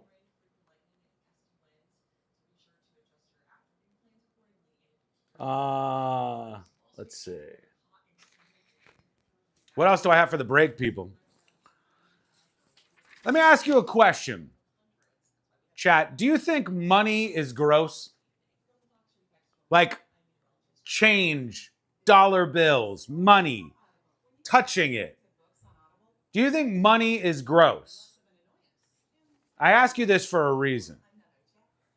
What are the best reasons for going to an all digital currency is that you don't have to touch money. Think of how gross all these other people are. They're all coughing on everything. They're wiping their asses on everything but the stuff they're supposed to. All these filthy individuals out there. All of those people touch the money, put the money in their mouth, do all sorts of weird things with the money, snort the money, and then it goes to you, next person, next person, next person, next person. They used to have a thing called Where's George? And you could put your money in and you would see the journey that your money had been on. It's disgusting. Just disgusting. I think money is gross. I think it's gross. Money's nasty. Money's germy. Yeah, you guys are on the right page. Good. Good. We're mind locking here. I tell you this because a Florida woman is accused of posing as a bank representative to scam a senior citizen. All right, that's bad enough by itself. So she scammed some senior citizen, and she ended up going to jail. Monique is her name. Monique Turnbull, 31 of Miami, was arrested after Martin County Sheriff's Office deputies alleged she showed up at a senior citizen's home pretending to work for the alleged victim's bank. So she's like, hey, I'm here from the bank. You know, bank person here. The victim became suspicious and called law enforcement. When deputies investigated, they received another call identifying her as a possible suspect in a similar case. So they find her and they arrest her on fraud charges. When they bring her into the prison, this is me getting to the point. When they bring this Monique Love Turnbull to the prison, they start checking her out a little closer than the pat down, and they find that she had money lodged in her vagina. Now, I want you to brace yourself. I want you to think about this a little bit. I want you to consider this because Monique Wee Turnbull had $3,200 crammed inside of her body. She had $3,200 pushed up inside of her body. So I ask you again, is money gross? I don't know if I could find this for you, but I saw a photo of the money. Hang on. Money. Didn't think I'd be searching for this today.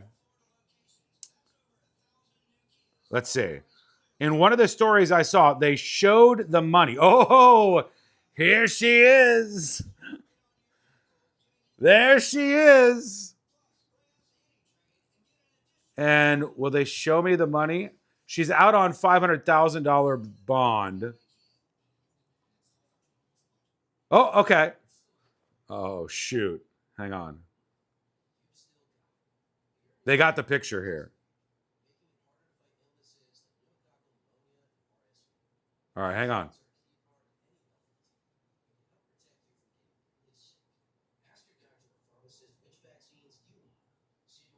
Here we go. Okay, get can you see? Damn it, the play controls are in the way. I need a better photo.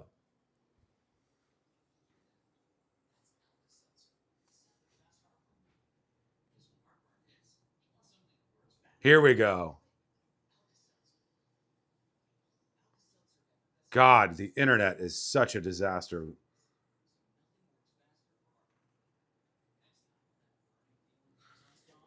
There you go.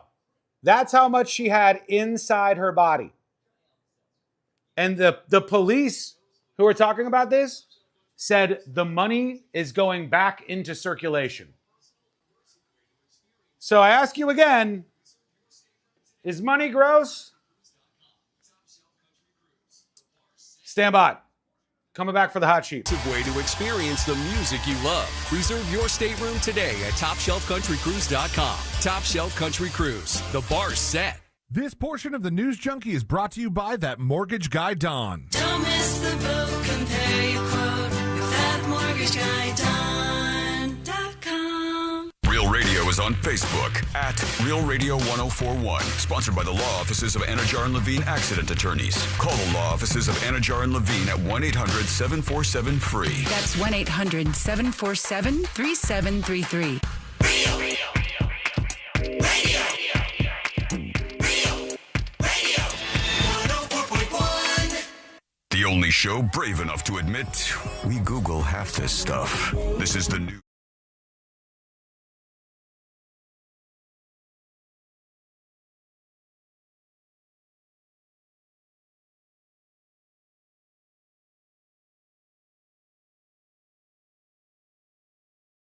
In just a moment, lots of feedback coming in today. It's good to know you're out there. Tips, TIPS at thenewsjunkie.com, TIPS at thenewsjunkie.com. That's how you can get hold of the show, or a hold of the show, I should say. People are emailing in their embarrassing stories. No. We need you to send them in as dispatches. We have to share them with the audience. That's the key piece of the puzzle. We want to hear it. We want to hear you talk about it, or at least in a text-to-speech fashion. We do. I saw this story before we get into the hot sheet that says that somebody claims they hacked Grand Theft Auto 6, that they've got some hacked version of this. And the reason they said they hacked it, they're lying about this probably, but they said it's because they're against the fact that there's no physical copies being released of games anymore. They're like, since nobody could do this, here we go. And they're leaking out. Okay, then use your hacktivism to produce a physical copy of the game that we can all play. Yeah, CyberLeak is the company that says they have hacked out Grand Theft Auto 6. You might not even have to wait that much longer, gamers, for the game that you've been waiting so long for. It's 100% real, says chat. They're sharing clips of it already? Yeah, for the last couple of days. All right, here we go. Let's do it, friends. Here we go. Let's do the hot sheets. Check the hot sheet. It's news, but not like real important news. Best investigative reporting on the planet. The top stories from the people on your screens and speakers are on the hot sheet with C-Lane. That's right. The top 5 stories in the nonsense news brought to you by that mortgage guy, Don. And we start with a movie that celebrated its 20th birthday this week. In fact, Monday, same day as my wife's birthday and my father's birthday, this movie here celebrated its 20th. Enough is enough. I have had it with these monkey-fighting snakes on this Monday to Friday plane. Everybody strap in. I'm about to open some freaking windows. They say the movie disappointed in theaters 20 years ago, but still a great romp. It's a great meme now for everybody. How much do you think Snakes on a Plane made in its opening weekend 20 years ago this week? Well, Samuel L. Jackson is a box office king, man. But they said this wasn't big. They said this is not a good movie. Even the most favorable reviews when it was released praised it as a B movie. The ceiling was pretty low on this one, but the floor wasn't too far away. $12 million opening weekend? $15 million. Very close. Half of what estimates suggested it might have made based on all of the online hype. Rob Lowe is one of these celebrities that has their own podcast and just has other celebrities on their podcast. And the podcast market is full of successful podcasts where people just like to hear celebrities talk to each other. And a lot of it's very fascinating. I very much enjoy some of them. Smartless is really good. I have not heard Rob Lowe's podcast, but I feel like when you have this guest on your podcast, you start to play a game of who's interviewing who, because the actor had Oprah Winfrey on his podcast, which is called Literally. And and at some point, you know, he's supposed to be interviewing her. They end up discussing his childhood, and Oprah's asking him questions about what in his early years affected him deeply. And he said he got bullied because people considered him pretty growing up. He wasn't a cute kid, but he was pretty. Poor guy. Which led to bullying, including some not safe for work language thrown his way. Despite the effect the bullying had on him, he said he's had a never complain, never explain mindset. He doesn't open up about his past much because he was taught not to. But I think Rob Lowe's doing okay. I think despite all the bullying, Rob Lowe's doing all right. The Odyssey has some new accolades. It's now the highest grossing R-rated film of all time. Damn. What film did it beat?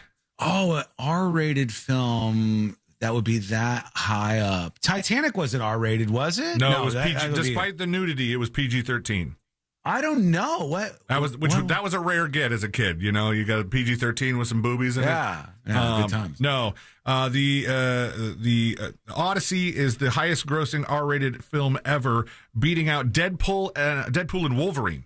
Oh, okay, yeah, those are big. The Deadpool movie. Ryan Reynolds took to Twitter to congratulate the entire cast and crew of the Odyssey for becoming the highest grossing R-rated film of all time, and he attached to it a clip of Deadpool and Wolverine where they get into a huge fight inside a Honda Odyssey. It's now the third R-rated film to top $1 billion. So they have Deadpool and Wolverine, the Odyssey, and Todd Phillips' Joker, which I'm, by the way, pretty sure Todd Phillips, also the director of Old School. Joker 2? Old School and Hangover, I think. I think like he's done some dark stuff and he's done some comedies. The guy's got some range. All I remember is, Joker 1, good. Joker 2, not good. No, this was the Joker. This is not Folie à Deux. This was the first one. So Todd Phillips, the Joker, was the third in the list of R-rated movies to ever cross $1 billion in box office sales. It seems like Taylor Sheridan of Yellowstone fame, the co-creator, will just say yes to anything, and he's here to tell you today that that is not true. Yellowstone co-creator Taylor Sheridan has limits on what spinoffs he will do and has shut the door on a fictionalized version based on the Four Sixes Ranch in Texas, which was a thing that a lot of people, I don't know if somebody had officially announced it. I think it happened. Yeah, it said the previously announced spinoff is definitely not happening. He says, quote, "There's never going to be one. I would never fictionalize that ranch." Sheridan, of course, along with a group of investors, purchased the ranch in 2020 and would not want to trivialize the working ranch by making up lives and inventing drama. He said, I could never do that to the cowboys that dedicated themselves and everybody that works on that ranch. I'm protective of the Sixes, and it's a big responsibility to be the person who has to protect that ranch. So I'm very careful with it, which is fine, guys, because Yellowstone fans are not without a whole bunch of spinoffs. You can just watch 1883, 1923, Marshall's, and the Dutton Ranch, or just Dutton Ranch is whatever it's called. But that's... I haven't watched most of those. Have you watched any of them? You watched Yellowstone, I think, right? I watched all of Yellowstone, and I think we tried one of the ones that has a year in the name, maybe 1883. And it didn't grab me yet. They all the 1883 and 1923 have great casts. So they've got the star power. I just haven't given them the time because gotcha. I feel like I don't get, I mean, aside from Breaking Bad and Better Call Saul, I don't know that there's been a spinoff that I've like dove into full force. Mm-hmm. It just right. And a lot definitely of them suck. Yeah, a lot of them tend to do that. I usually don't have these in the hot sheet, but we have a wrestling story. Okay. And I don't really follow wrestling. I don't know a lot of the names, but I just could not pass this one up because Brie Bella, who I'm sure you've heard of, famous WWE star, and her sister Nikki Bella, they say she doesn't hold back in the ring. I'm just going to take their word for it. And she did not hold back on this podcast they have, the Nikki and Brie Show, where she talked about a terrifying episode that she had after taking some painkillers for her broken scapula? Scapula? I believe you. Scapula. She broke her scapula, and the painkillers left her severely constipated until it didn't. And she said the floodgates opened. Long story short, she tells the story when she finally had a bowel movement. It was so much at once that she passed out on the toilet in her house. Oh, my God. Why is she sharing this? I don't know, man. People like these podcasts. They want to hear people tell the real nitty-gritty stories. I don't want things to be that nitty and that gritty. Oh, this one was a doozy. Her husband had to call 911. She was rushed to the hospital. On the ride there, she noticed not all of it went in the can there and went in the toilet. You know, the thing needed a wash afterwards. Okay. Is what I'm going to say. The ambulance. And if the embarrassment wasn't bad enough, Bree said she had to sit on that for hours afterwards because the hospital staff needed to run tests and make sure she was properly hydrated before she could clean up and go on her way. And she just openly told that story on the podcast for everybody to hear. She could have sent that in for Rate My Blank this week. She could have. And she still has time. She still has time. Yeah. She has till tomorrow to send that in for Rate My Blank. That's what we got for the hot sheet for today. And hey, if you have a mortgage rate with a 7 or 8 in front of it, you should be checking into a refinance immediately. You're paying too much, and that mortgage guy, Don, can help you out. You go to his website. If you have a quote for a mortgage, the number one mistake that people make is just to take that first quote. So go to the website, take a picture of your quote. You can upload it right there, and Don will tell you if you're leaving money on the table. It's that easy, so reach out to him. Slide in his DMs or find him at thatmortgageguyDon.com. Don't miss the boat, compare your quote with thatmortgageguyDon.com. Thank you, C-Lane. Oh, my God. We're on time. What is this? We never do this. We never do this. We're on time. And that's good news, folks, because buckle up, get yourself ready. The greatest game in all of radio. Fritz on the Street is coming up next. That means we need somebody to represent. I will have somebody that I represent in Fritz on the Street. So will C-Lane. So will Dawn. We'll all pick somebody. And if we win, you win. You get yourself a great prize here on the show. I'll send you a magnet your way. But you got to get our attention, so we pick you. Chat is a good way to do it. You can text, you can email, you can do all those good things because Fritz on the Street is coming up next on the News Junkie. The Coke Zero Sugar 400 return. Hello. Fritz on the Street, moments away. Who should I pick, chat? Who should I pick? Trying to think of all the things I need to know for Fritz on the Street. You got to go over it. Like usually it's about somebody dying. There's going to be a capital in there. It's going to be fun for you. Pick me, Sean. All right, AJ Soup's on my potential list. She's a potential. I'm going to file her away. I think I've picked her before. Tongue Punch Fart Box is also a potential on the list. Though I hate saying your name. We betting? You can bet sometimes on TNJ chat. I'm not sure if somebody's put it up, but you can bet sometimes over there to win some points that you get from chatting and such. Pick a me. Ask Don to pick me. You ask Don to pick you. He watches chat sometimes. Don't forget, everybody, you could get a bonus item if you subscribe to Secret Shows. There's a secret show tonight at 8 p.m. The OG Magnets are back, baby. And when you sign up, you can select this if you want this to be your gift. 15 today so far. Trying to get to that goal of 25 each day. We got to move those numbers. Move those numbers. Because that is what gets us on this road to independence, friends. All right? So who am I going to pick? I got AJ Soup. She's my number one option right now. Nobody wants to be with me. Sean, pick me. My uncle just died. I need more disappointment today. Did we like this uncle or no? Because that's kind of important, is it not? Rate the uncle out of 10, then tell me what he died from, and then I'll tell you if I choose you for Fritz on the Street. All right? You all have lost for me. You owe me a win? Maybe. Pick AJ Soup. She's on top of the list unless Chaos's uncle is a real 10 out of 10 uncle who died of something sad. Couple of minutes and we're back live with Fritz on the Street. A fun game that we want you to play along with us. Don promised that he would pick Snoop this week. Did he? Will he remember that?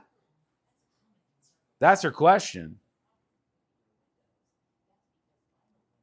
Every time I bet on C-Lane, Don wins. Well, then bet on me. What happens if you bet on me? Do I win? Pick this guy driving through South Carolina. I need a win. Pick me. I never beg. That's true. I don't see you as a beggar. I have other words for you, but it's not beggar. I don't call you that. I love to be picked. Ex-swimmer with a dispatch coming in. We'll play that in a bit. My embarrassing story at the Orlando Boat Show. Have you all ever seen Fritz on the Street having Sean play for you as an loss? Listen, you don't know shit. You don't know shit, okay? You don't know if I'm going to win today. Maybe my brain's a little revved up. Maybe I've been taking some of those pills to spike things up upstairs. Maybe my cognitive abilities are firing on all cylinders today. Maybe my slight delay from this studio, not an excuse, is not going to impact me today. You don't know. I'm going with AJ Soup. She was there for me first. I'm picking her. I'll be fighting for AJ Soup in just a minute here on Fritz on the Street.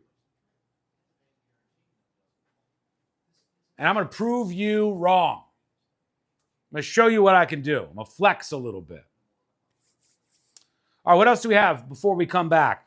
Americans are more open to nuclear power plants than AI data centers. Now, I know y'all hate AI data centers. But what if they were going to put a nuclear power plant in your city? Would you be against that? If they were going to put a nuclear power plant in your city, it looks like people are swinging back to the world of nuclear power, which is awesome. Good news. Good news. I've been trying to sway the American public as best I can with my limited reach. Back to nuclear power. The safest, greenest, best, potentially cheapest power option we have. We would have a bulletproof grid if we had more nuclear power plants securely and safely done with all of our modern technology. Would love to see it. But Timbuktu says no. No. He doesn't want it in his neighborhood. I'm cool with that as long as it's the newest tech, says Kurt. All right, we're coming back. It's time for Fritz on the Street, everybody. Thanks for being patient. That would be okay, I guess. I just don't want to melt down. You're going to be good. Ain't going to melt down, man. As long as it's built and operated safely, yeah, hell yeah. Sweet, sweet nuclear power, baby. All right, here we go.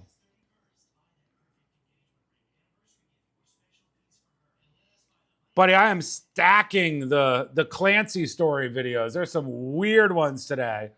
We'll have that after we talk to that mortgage guy, Don, so don't miss it. Stand by. And let us buy the honeymoon or romantic escape you'll remember forever. Here's how it works. Spend $3,500 and enjoy a 3-day, 2-night romantic hotel getaway plus a $100 Visa card. And choose from a dozen dreamy cities. Spend $5,000 and sail away on a 3 or 4-night luxury cruise for 2.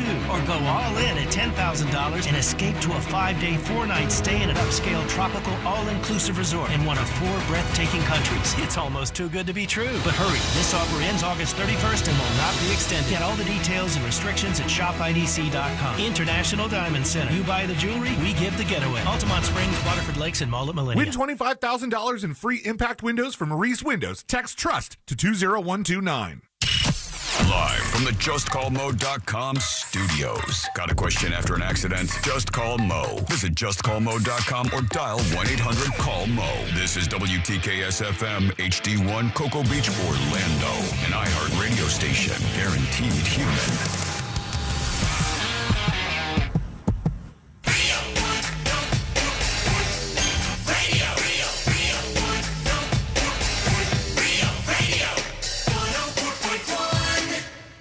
Preparing you for the impending robot uprising.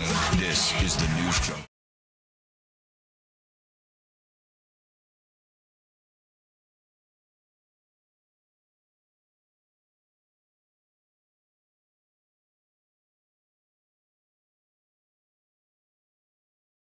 It's just moments away, but will we pick you? Will we fight for you? We're going to find out in just a moment here on the show. Learn more over on the website, thenewsjunkie.com. All right, let's get set. Let's get ready.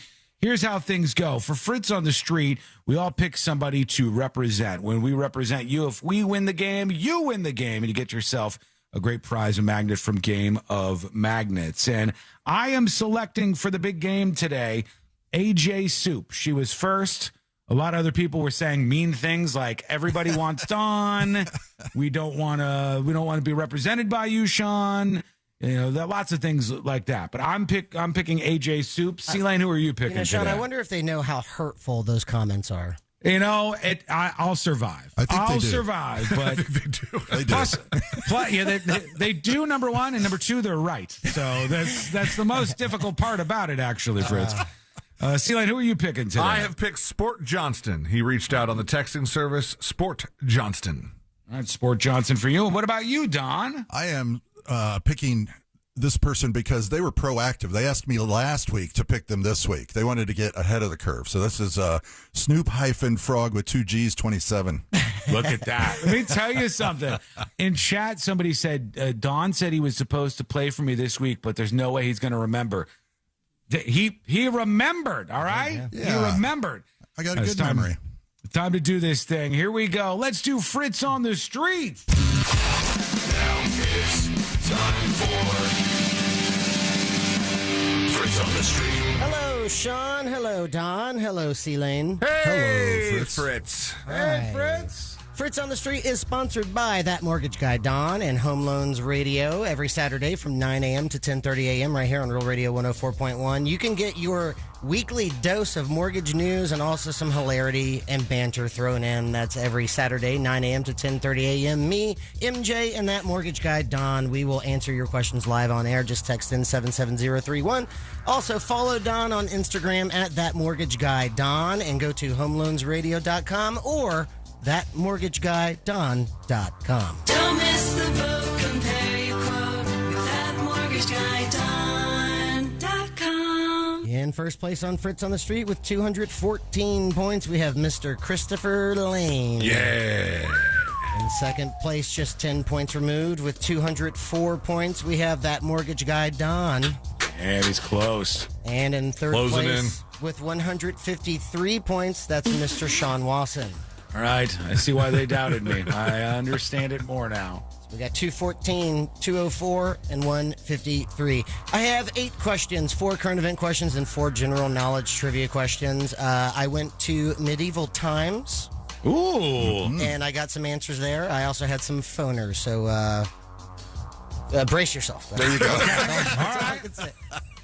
Ready. Without further ado, question number 1. On Sunday, which American actress passed away? Don. Hayden Panettiere. That is correct. Full question. On Sunday, which American actress passed away in South Carolina at the age of 36? Very, very sad. Don, out of 8 answers, how many do you think said Hayden Panettiere? Hayden Panettiere? Let's go 6. 6. 7. 7 for C-Lane. 5. And 5 for Sean. Question number 1 with answers of 5, 6, and 7. On Sunday, which American actress passed away in South Carolina at the age of 36? Hayden Panettiere. Hayden Panettiere or Paratine, something like that. Hayden Panettiere. Is that how you say his name? Hayden Panettiere. Hayden Panettiere. Hayden Panettiere. Hayden Panettiere. Hayden Panettiere. That was 8. So C-Lane with a guess of 7, picking up 1 point. Tough last name, man. Yeah, it really is. It means baker in Italian. Apparently. Really? Question 2 now. Which actress, speaking of actresses, which actress has had roles in films such as Finding Neverland, The Reader, and Revolutionary Road? Oh my gosh.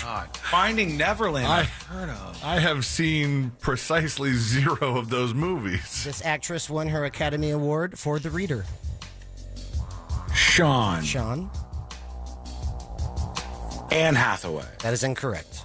Good guess. C-Lane. C-Lane? Jessica Simpson. That is also incorrect. Notice he didn't say good guess.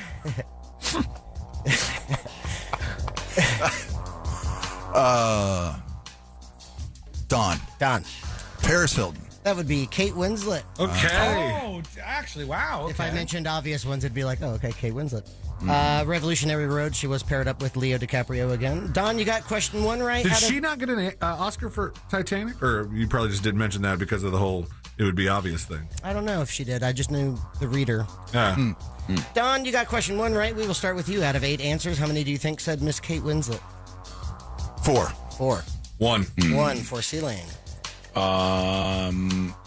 3. And 3 for Sean. Question 2 with answers of 1, 3, and 4. Oh. Ding, ding, ding, ding, ding, ding. Well, someone's picking up 2 points. Who knows they're Kate Winslet? Which actress has had roles in films such as Finding Neverland, The Reader, and Revolutionary Road? No idea. I don't know. Keira Knightley. Kate Winslet. Kate Winslet? Pass. Angelina Jolie. Kate Winslet. She was also Rose in Titanic. Oh, God, why can't I think of her name? Kate Winslet. That would be 4. So Don's picking up baby. 2 points, and Sean with a guess of 3, picking up 1 point. Moving on now to question 3. Last week, a 7.4 magnitude. Don. Indonesia. That is incorrect. Ooh.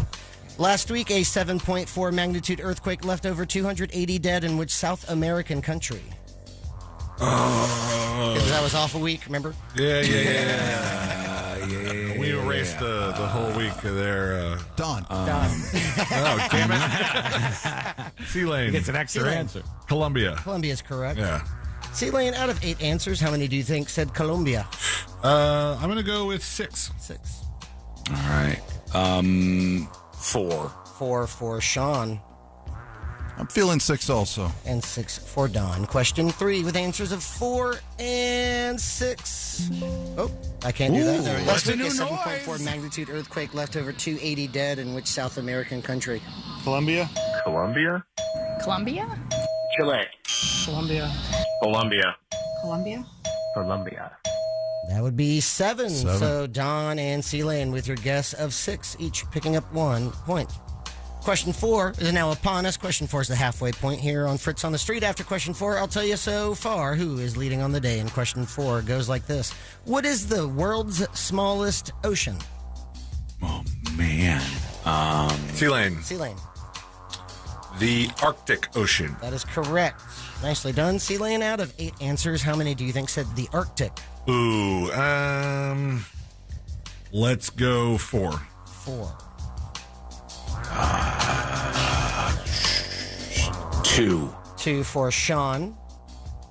I'll go in the middle. 3. And 3 for Don. Question 4 with answers of 2, 3, and 4. Ding, ding, ding, ding, ding, ding. So, someone knows our smallest ocean. Who could it be? What is the smallest ocean? Arctic. Indian Ocean? Let's see. You have Atlantic, Pacific, that other one. Is it the Indian Ocean? No clue. Indian Ocean? The Indian Ocean. Arctic Ocean. That would be 3. Oh, so yeah. Don is picking up 2 points, and Sean and Sea-Lane with your guess of 2 and 4, each picking up 1 point. Woo! 4 questions down, 4 remaining so far. In first place with 6 points, we have Don/Snoop Frog 27. In second place with 5 points, Sea-Lane/Sport Johnston. And in third place with 2 points, Sean/AJ Soup. All right. 4 remaining. Question 5. Recently, 14 people were arrested in connection to a cocaine ring involving Sea-Lane. Penn State. Penn State is correct. Damn it. Involving 2 fraternities at which U.S. university? And the ringleader's name is Pablo Escobar? Plechkabar. Yeah, Pablo Escobar. Sea-Lane, out of 8 answers, how many do you think said Penn State? Full question. Recently, 14 people were arrested in connection to a cocaine ring involving 2 fraternities at which U.S. university? I'm going to go 4. 4. 3. 3 for Sean. 3. And 3 for Don. Question 5 with answers of 3 and 4. Recently, 14 people were arrested in connections to a cocaine ring involving 2 fraternities at which U.S. university? Was it Penn State? That would be Penn State. Penn State? Penn State University. I have no idea. No idea. Was it Penn State? Oh, I don't know. Penn State. That would be 6. So no points awarded on that one. Oof. It's okay, though. We got question 6 coming up. And it's about a tree. What other name? Oh, boy. What other name is often used interchangeably with the sequoia tree? Sean.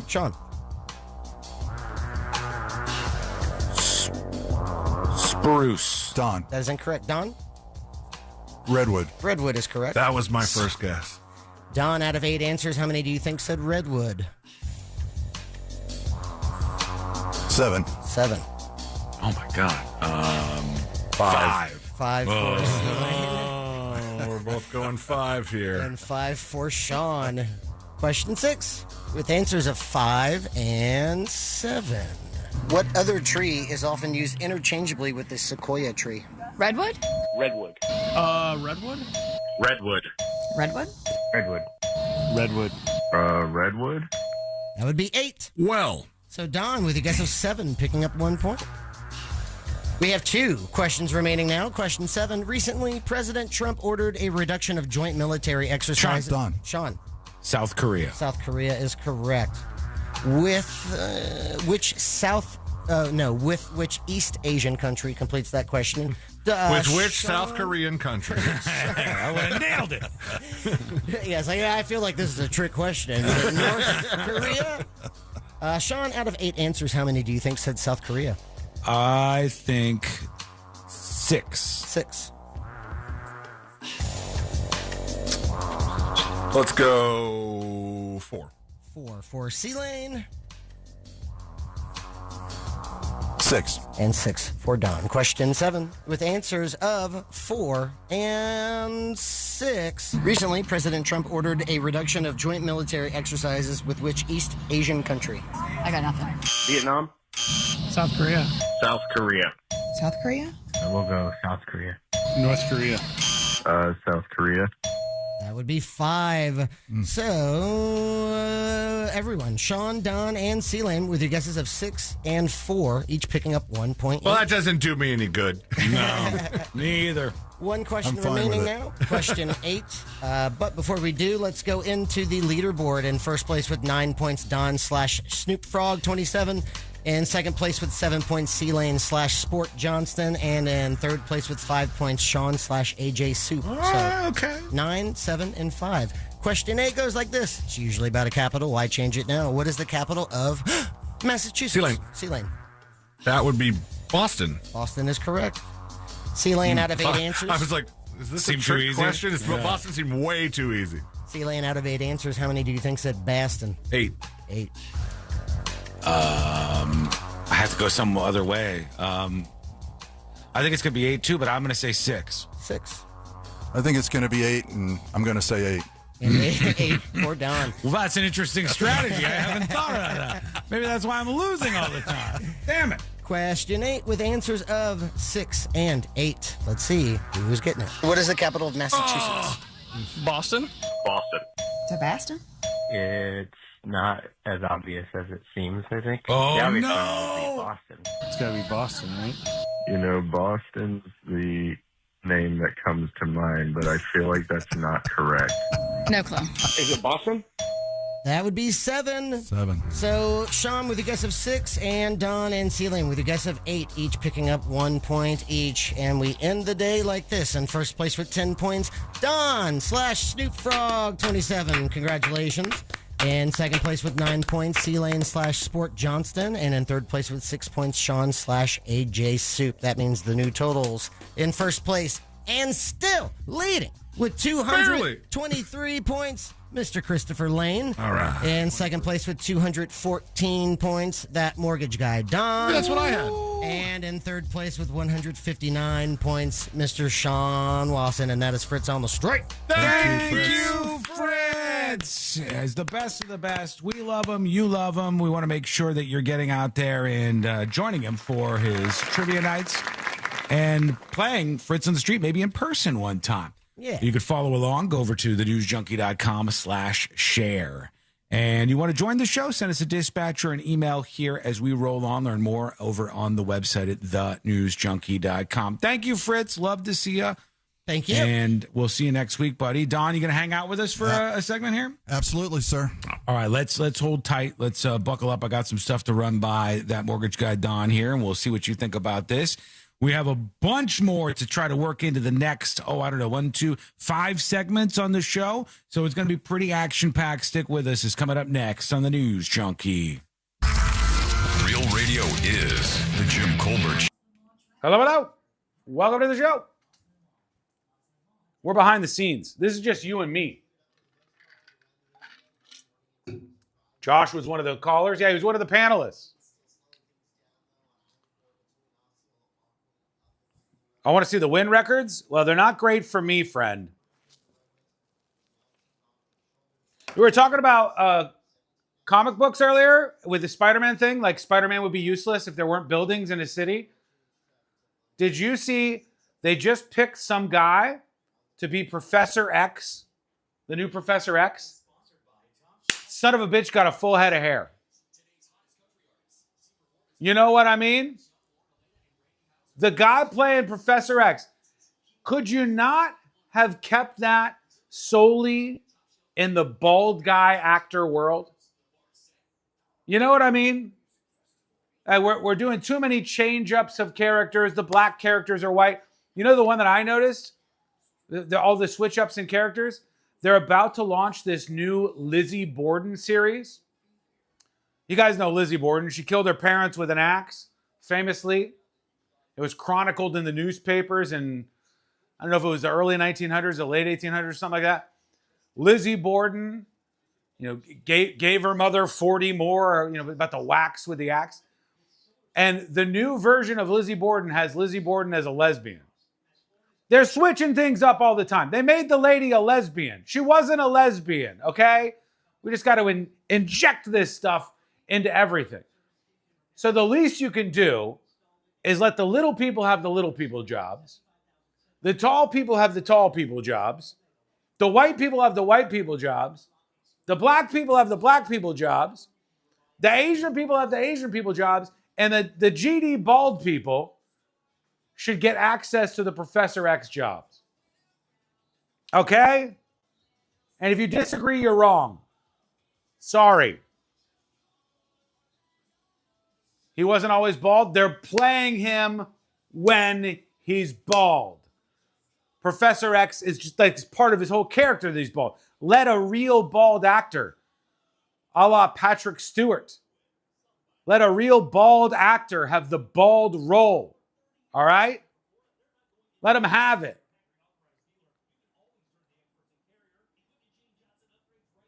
Sean gets worked up by the strangest things. You know this is important stuff. It is. That's why it gets worked in. Are you talking about Lizzie Borden? There's some merit to it? There's no merit to it. This is some shit they tried to do way afterwards. I don't want to burst your bubble, but I've actually looked into these kind of things a lot because I read a bit about Lizzie Borden for a while. And then I looked into, they took like one letter that she wrote. And because she wrote the letter in the language of the time, and they didn't understand that people used to write differently, they thought Lizzie Borden was writing like a crush letter to this woman and that she was a lesbian. And they mostly thought this because she was a spinster. And it was an insult to say women who didn't get married were lesbians back then. But she even addressed it in her letters, the Lizzie Borden letters. Some historical society has them now somewhere.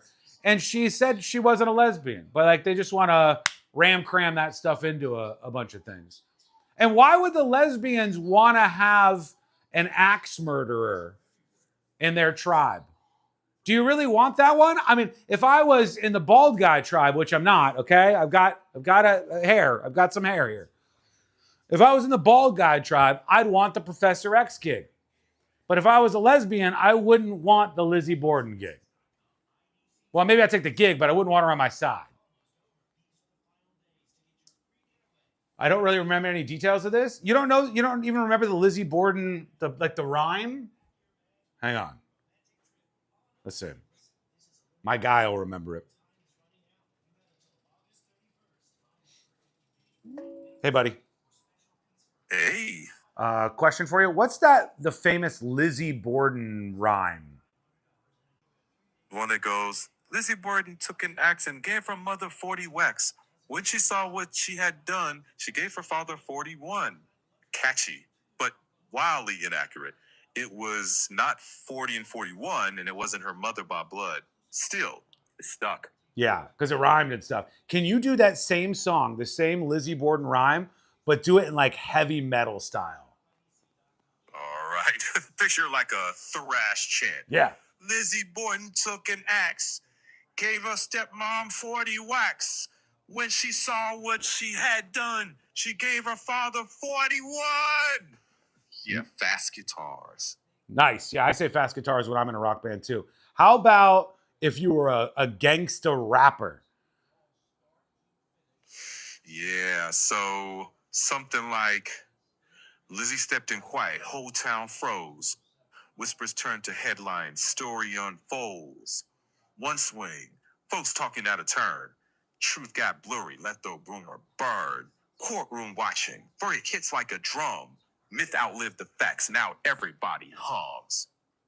Or storytelling, less nursery roundabouts. Yeah. Drop the mic, pal. Drop the mic. You did a great job. You did a great job. Lizzie Borden, now a lesbian apparently in the new series. Okay, we're coming back. That mortgage guy, Don, hanging with us. Should I kick open the phone lines? I'll do it. Try Alka-Seltzer. Use as directed. The countdown to the new NFL season is on. And now, all 32 in-market local teams can be heard on the free iHeartRadio app. He's in! That's a jet touchdown! Just open the app and search your favorite team. Plus, Fox Sports Radio breaks it all down. As we get closer to week 1. It's crazy, and it's fun. Join the conversation and stay locked in. Live, local games with you all season long. Download the iHeartRadio app. Search NFL and press play. For all your plumbing needs, go to modernpi.com.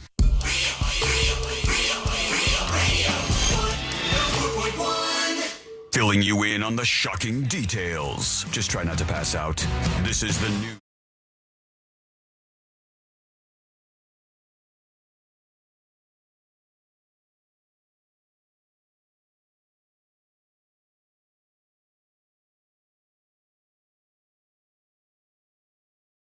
See ya. Tips, TIPS, at thenewsjunkie.com with your emails. If you want to be anonymous, you can put that right up on top. We'll always take your thoughts, no matter what's on your mind. You want to argue? You want to join in? You want to have some fun? Tips at thenewsjunkie.com. Okay. We got a friend, Don, hanging out with us. I opened the phone lines just in case anybody wants to squeak in. If you got any questions for that mortgage guy, Don, it's 888-443-6397. 888-443-6397. If you're thinking about getting a house, if you're thinking about refinancing, there's all these questions, and what we want to give his expertise to you while he's on the show here. So if you do have any questions, 888-443-NEWS, and we'll connect you with Don. Don, thanks for hanging out with us, man. Good to see you here today. Thank you. It's good to be here. Good to be seen. Yeah, we've got a lot of things that we were talking about. We were discussing earlier the story about this police officer who he ended up stepping down, and he had to step down because there was pressure against him because his ex released all this information. And they didn't show us, Elon, I don't know if they showed us like the whole sheet from the woman who was mad about this guy being named Deputy of the Year. What do you mean by whole sheet? There was she sent in like a manifesto. The moment he got named Deputy of the Year, she was like, oh yeah. And she sent in this big, like, one sheet with all of these photographs, all this information to try to shame him, to get him out of this job. And some of the things were pretty graphic. I don't need to revisit them necessarily. I don't know if you heard any of this, but it was pretty intense stuff that they were doing. But the thing that gets me the most is that this guy got pulled over for going 111 miles an hour. And that's the super speeder law right there. Right.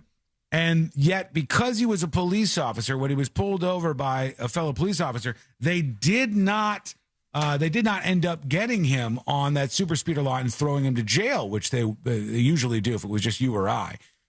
Have you ever gone over 100 miles per hour? He has. Well, I'm going to say yeah. I'm just going to say yeah for sure. Okay. Yeah. All right. Yeah. Do you have a speeding ticket anywhere up around there or no? No, I've never gotten a speeding ticket up in that range.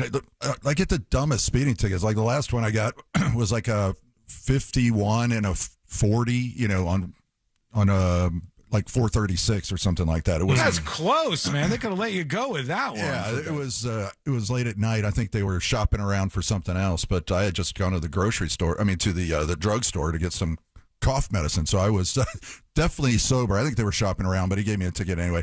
I've been up in in my younger days. I've been up in the 120s, 125 range. Oh, my God. I don't think I've even gotten that high.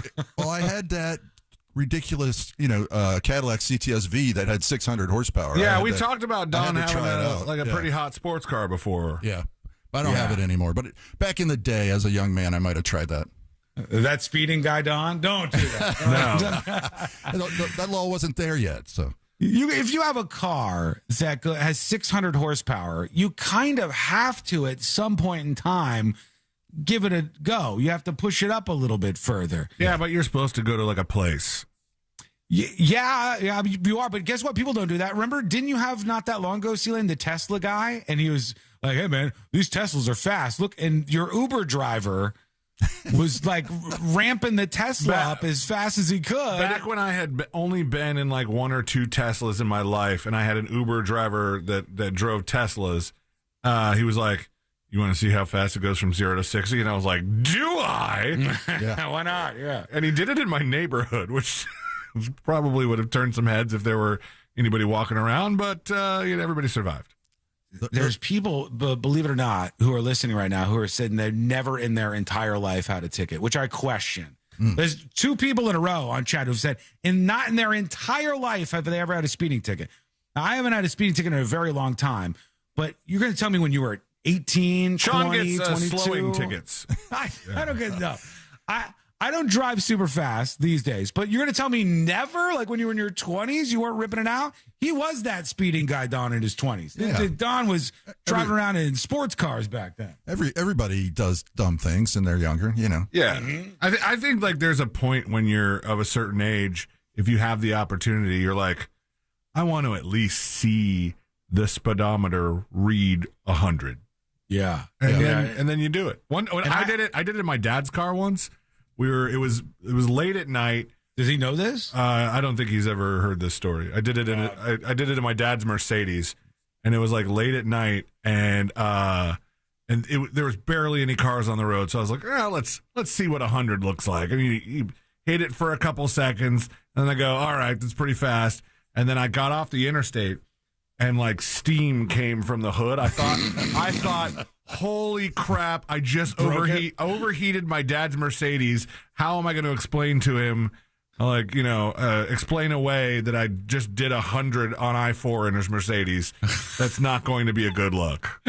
The only thing I ever did like that was I took my dad's Jeep one time. I don't know if you guys have ever the one you tried to sell me? Stupid. Yeah, it was the same Jeep. No, it was my dad had a different Jeep before that. My dad always had a Jeep Cherokee, Don, and he would put like 280, 300,000 miles on these cars. Yeah. And he never would treat himself to getting a new car. And when Sean's dad passed, Sean was like, he had to, take care of the estate. And he's like, Sealand, I got this deal for you, man. I know your car's old. You want a Jeep? I know you like Jeeps. It was a nice Jeep. I was doing you a favor. How many miles was on it? 268,000. For first owner miles. Only one owner. Oh, yeah, one owner car. I bet that looks good on the Carfax report. Yeah. So I took his previous Jeep, not the one I tried to sell to you one time. And I was like, I'm going to go over to some friend's house. And we went out and we were hanging out. I don't remember how this happened, but I somehow broke off the accelerator pedal. Oh, I've had that happen to me. And I got stuck.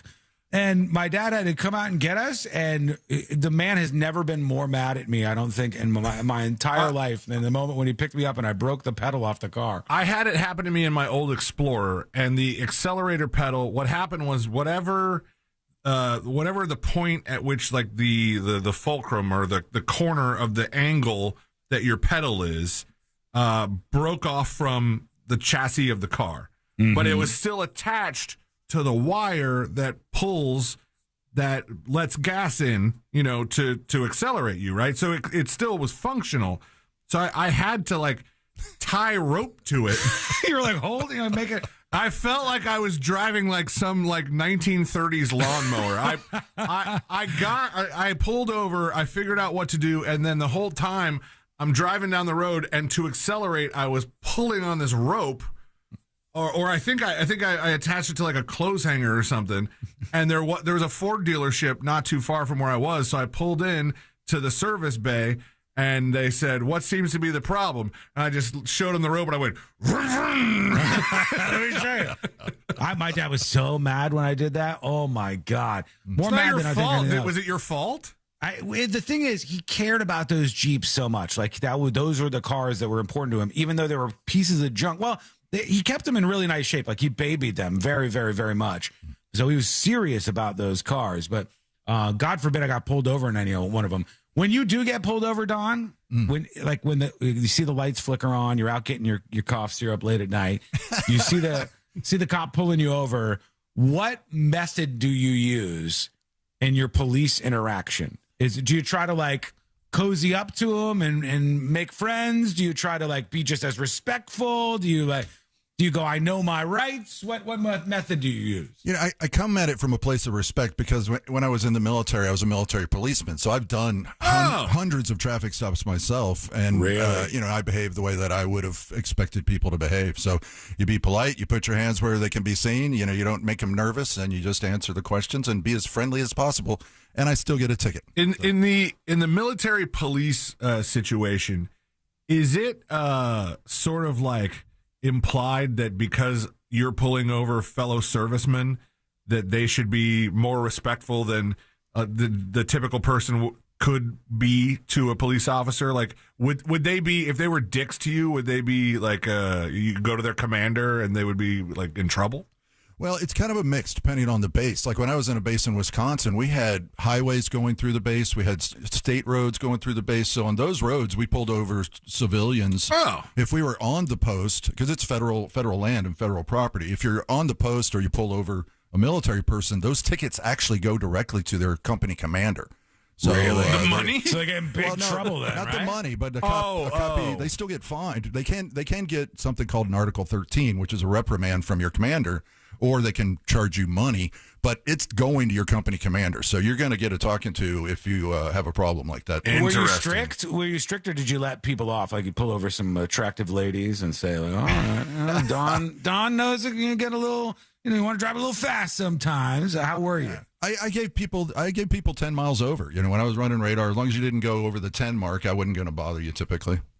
Anybody go like all the way to super speeder distance like that police officer? I had a guy one time on the highway that tried to outrun us, but and he was going over 100, but you can't outrun the radio. There was 27 miles more highway left on the base. So wait, so you've been in a police chase from the police side of it? We were not allowed to chase them. We were allowed to go up to like 15 miles over and keep going that direction and work on the radio to get people in front of them. Okay. Gotcha. First of all, today I learned Don was a military cop. Same, yeah. And also, I did not know that military cops there was a place where they pull over civilians. Absolutely. You know how like you see certain forms of law enforcement that could absolutely pull you over, but you don't think they ever will? Like the wildlife cops. You see Florida You're not wildlife, a real cop. and you're like, man, if I would have seen an MP on the road, I would have thought this guy's only pulling over Army men and Marines. I'm not. That's what you his thought purview. until Don pulls your ass over and he hits you with that ticket. Exactly. Yeah. That's what you have to tell them. You pull them over, you say, you're on federal property, you're in federal jurisdiction, you've been pulled over for this reason, blah, blah, blah. True. Interesting. I had it coming. All right. Let us know what you think. Maybe you've had a similar situation. Send us a dispatch with your thoughts over at thenewsjunkie.com. I saw some news today about the interest rates. I saw there was like a move. Maybe they were going to raise interest rates. We're in a weird time. How much of this can we blame on this Iran stuff, the uncertainty right now, Don? I'd say pretty much 100%. I mean, we were on a downward trend in last December, last January, and February. We hit three-year lows on interest rates and mortgage rates, and then the day after that 3-year low, we bombed Iran, and ever since then, rates have been climbing. They're kind of just hanging around. Whatever the oil price does that day, crude oil is what rates are doing right now. So when there's bad news about Iran, then rates are getting a little higher, but then they'll go back down. Like we had 3 days last week where they went down because of different economic news. So it just depends, but it's definitely the big player. The what do they say? The 500-pound gorilla that's affecting everything for sure. That's so annoying for so many people who are trying to get a great deal on stuff. For sure. When you see something like, let's say, from my mouth to God's ears and all that stuff, when you hear like, oh, okay, the Iran war is over and we're leaving and we don't have to deal with any of this anymore.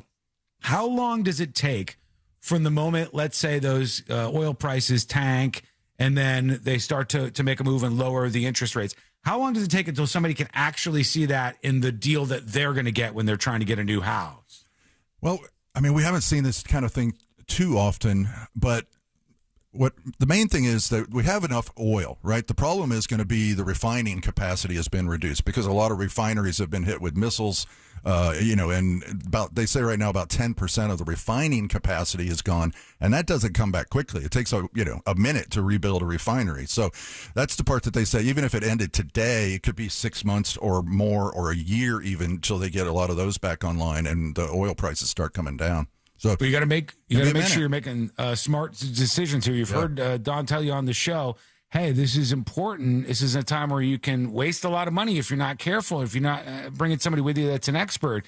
Don's your guy. He's going to help you out. And you can also help people out. It's not just if they're getting a house. I know you do a lot of stuff in the, like the business world too. Yeah, I do small business, SBA loans, small business administration, commercial loans, business lines of credit, reverse mortgages, HELOCs, all kinds of stuff, man. Random question, might even be a stupid question, but I thought of this the other day. Probably a stupid question. Why does your purvey here end at houses and not include car loans? Not as lucrative. It's just a totally separate thing. It is okay. Like to do What mortgages. a I have to stupid be question. Unbelievable. Well, no, like at my bank the other day. He's not that car guy, Don. He's that mortgage guy, Don. I know, but at my bank the other day, they're like, hey, we could get you a refi on that car and you get your rate down. And I was like, well, that's what Don does with houses. You might be onto something genius. Maybe I should try and bundle. No. Do people come up to you and say, well, you're an entertainer. You're in the entertainment world, C-Lane. What do you think about ballet? Are you also a ballet star? No, they're different things. You do know that ballet is a form of entertainment, right? Yes, that's my point, but you don't do ballet. You don't know. It's in the finance world, but he's not doing car deals because he's that mortgage guy, Don. It's a loan with an interest rate. All right. Okay. I'm sorry. Where I was taking it was that I have to be licensed. Like to be a mortgage broker, you have to be licensed to own the mortgage brokerage I own. You have to have state of Florida licenses.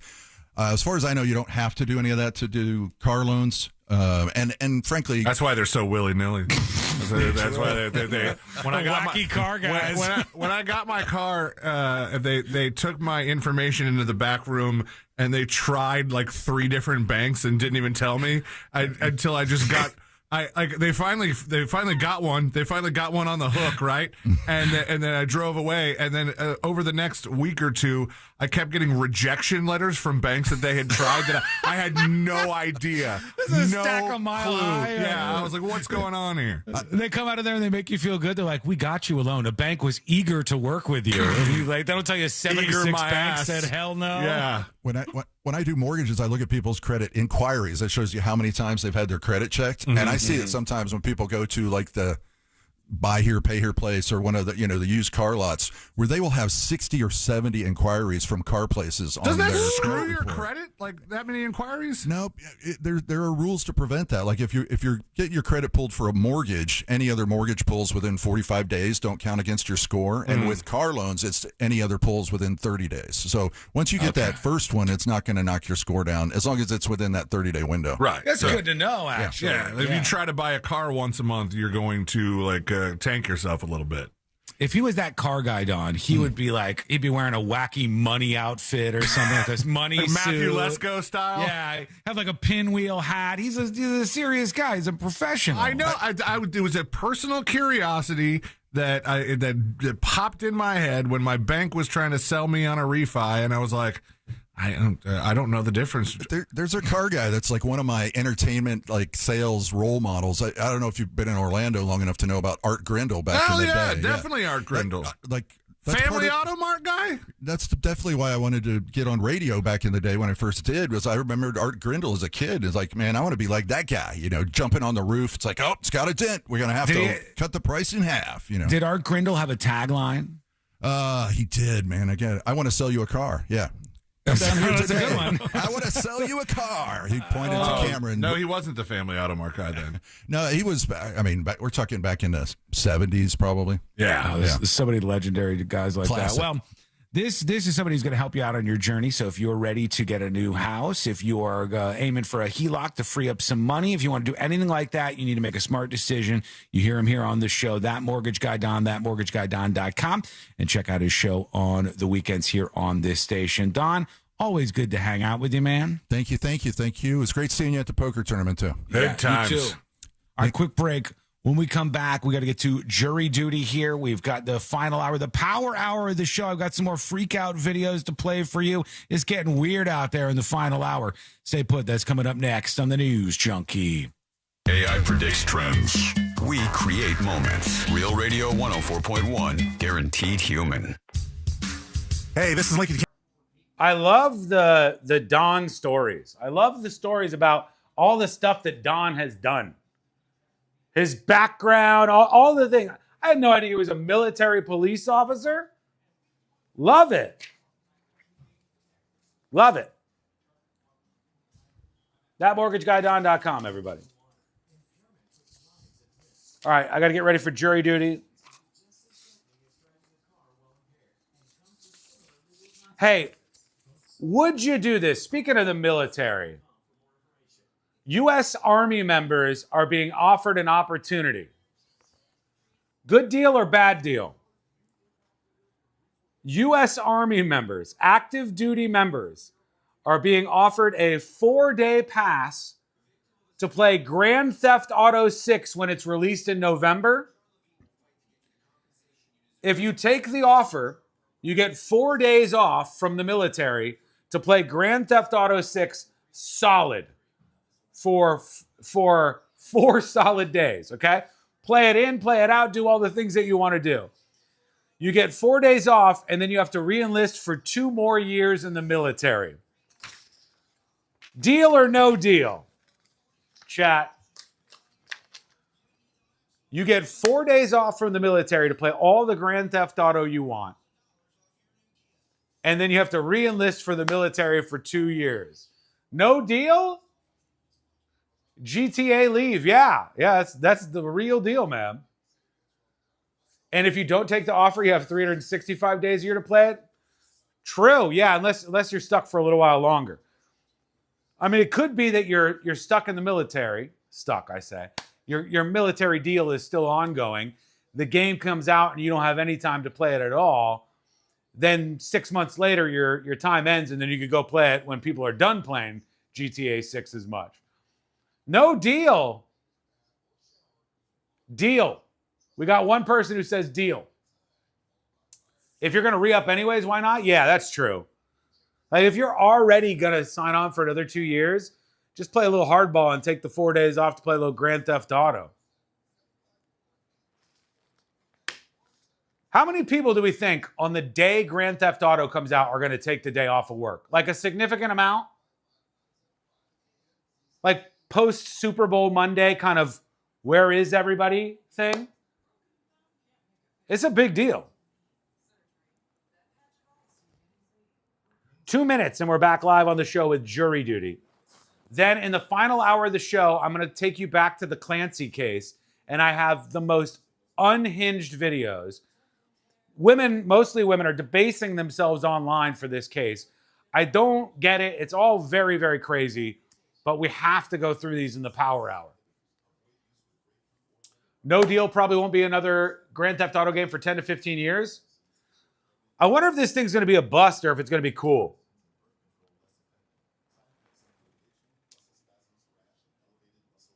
Does anybody know? I don't know if the game company behind Grand Theft Auto, is it one of the game companies that was sort of like going in the political direction, hiring all the people with green hair and nose rings, injecting a bunch of politics into their video games, taking the big boobs away, you know, the important stuff. My husband took off a couple of days to play the newest release of World of Warcraft when he was in the Air Force. What a damn nerd. Barbecue, baby. I've got that bombshell evidence moment when we get into the power hour. Right after Jury Duty, we're going to do that. It's pretty crazy. In fact, I got to preview some of those clips right now so I make sure they're not going to be full of F-bombs. Stand by. 3-on-3 action. The game played the way you love. Watch live Saturday on CBS at 1 p.m. Eastern, 10 a.m. Pacific, and catch replays Monday on BET. Yay! This is what football sounds like. Straight up the gut for 5 yards and the score. And iHeartRadio is the official partner of the NFL Podcast Network. Welcome to NFL Daily. We're doing the work to get you up to date. Just download the free iHeartRadio app and search NFL. Hey, Russ Rollins here. Let me tell you something. When you sign your insurance policy, sometimes some brokers, that's the finish line. They shake your hand, commission done, and then you may not hear from them again until renewal time. Your business runs all year, and so do the gaps and risks. That's why I'm introducing SuperSure. Your company has more than 25 employees. Whether you're the owner, CFO, or HR manager, it can be too complex to just buy a policy online. SuperSure is the super agency built for you. Licensed in every state for your business insurance and employee benefits, all with year-round support for you and your team. At supersure.com, you can access tools like the fine print facts tool, which translates your current policy into English so you know what's covered and what's not. Plus, a business value calculator so you can estimate what your business is worth, so you know exactly what needs to be protected. It's supersure.com. That's supersure.com. One super agency, one powerful platform, all policies in one place. Go to supersure.com. That's supersure.com. Paid for by Supersure Insurance Agency, LLC, a licensed insurance agency. With the Discover Cashback Card, it's payback time when you earn cash back on everyday purchases. Activate and earn 5% cash back at different categories each quarter on up to $1,500 in purchases. It pays to Discover. See discover.com/5 for details. It's a crime to pay more than a dime. One dime down at RC Hill Mitsubishi in DeLand. Just go to rchill.com. Radio.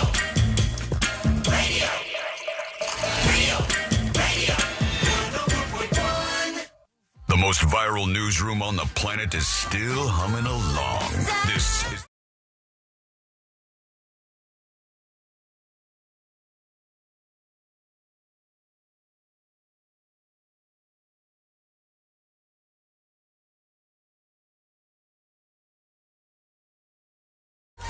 Come hang out with us. YouTube.com/The News Junkie. YouTube.com/The News Junkie.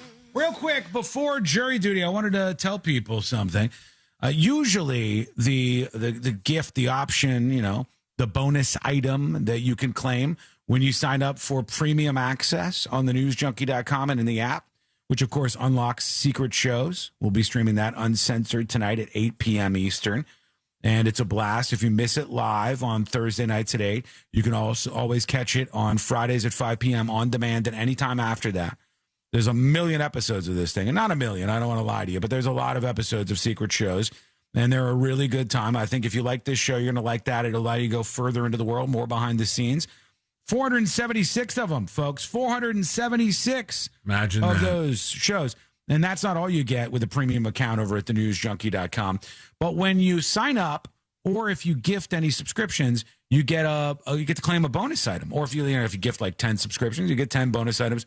There's all sorts of merch and limited edition stuff, stickers, pins, and even magnets for Game of Magnets. The OG design is back, baby.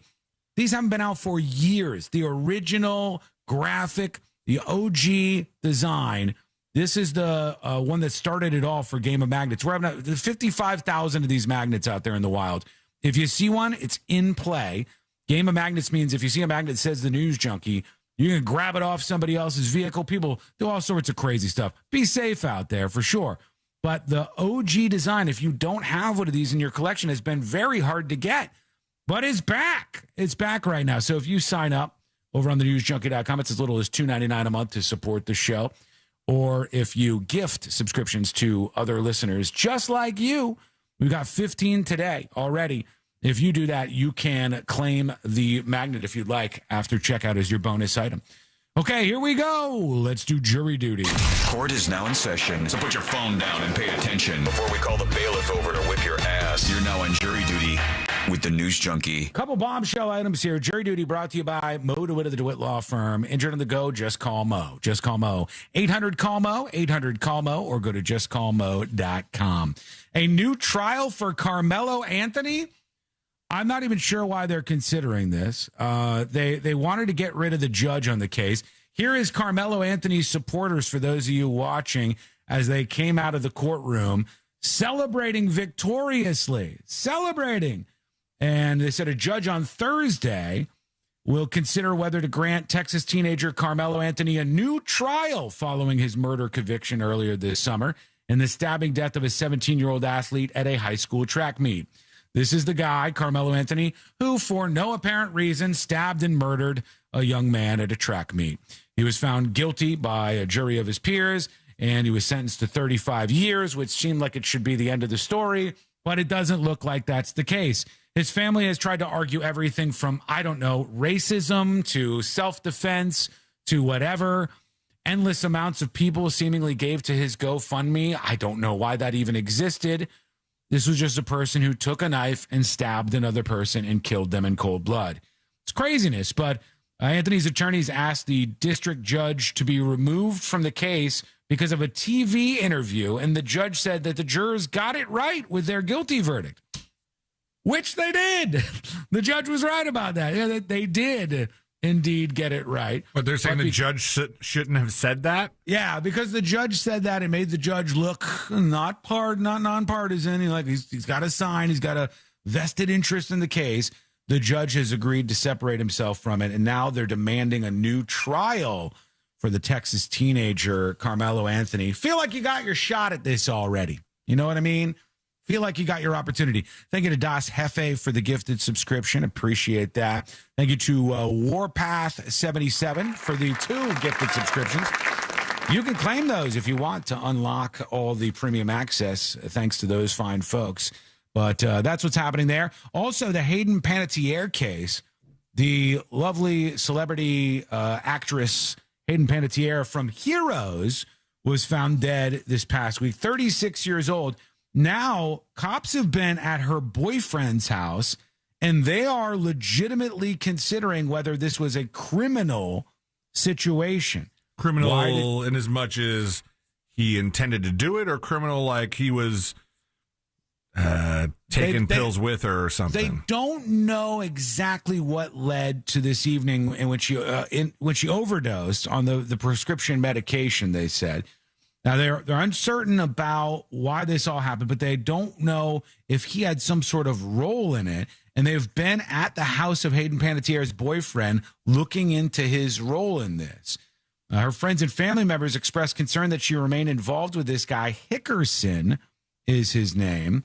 And Brian Hickerson, a lot of her friends and family members did not like him. Oh, her team didn't like him. When they got back together, they had to like hide it and pretend that they weren't. There was a report that I saw, I think on TMZ or something, that the landlord or the HOA of her condo complex told people to call 911 if they saw Brian Hickerson. Yeah. Brian Hickerson, when the cops arrived after the death, handed authorities a big bag of medication that Panettiere was using when her body was found. He's not accused of any wrongdoing. This is on again, off again girlfriend, and there's no signs of trauma, but they are looking into this with the toxicology test, and they have been investigating at her boyfriend's house. So we'll see if anything else comes of that side of the investigation there. We also have that surrogate who was involved in this big back and forth, who she was carrying this child, and the biological parents who were having her as a surrogate bring the child to term. She said she didn't want to have an abortion because there was some sort of medical condition with the child. For the first time, we're hearing from her. Let's see what she said, because this is going to be an interesting case. And I just didn't know what to do. I felt very trapped due to this contract and felt like I had no voice. By the way, the couple that had chosen her as a surrogate is kind of saying she's crazy, this woman's wacky, and that they're going to go to war with her legally here. But I knew in my soul and my heart that I wanted to protect this little boy. And thankfully, my brother was, it was put on his heart to call me and just speak hope and courage into me. And he and his wife even offered to adopt this baby if it meant me not having to go through this late-term abortion. All right, there she is. That's her talking with Meghan Kelly, and the couple is suing her for over $100,000. The baby is getting some surgeries because it had a couple of issues when it was born, but it seems to be okay just now. And the couple wanted her to get an abortion, and she didn't want them to.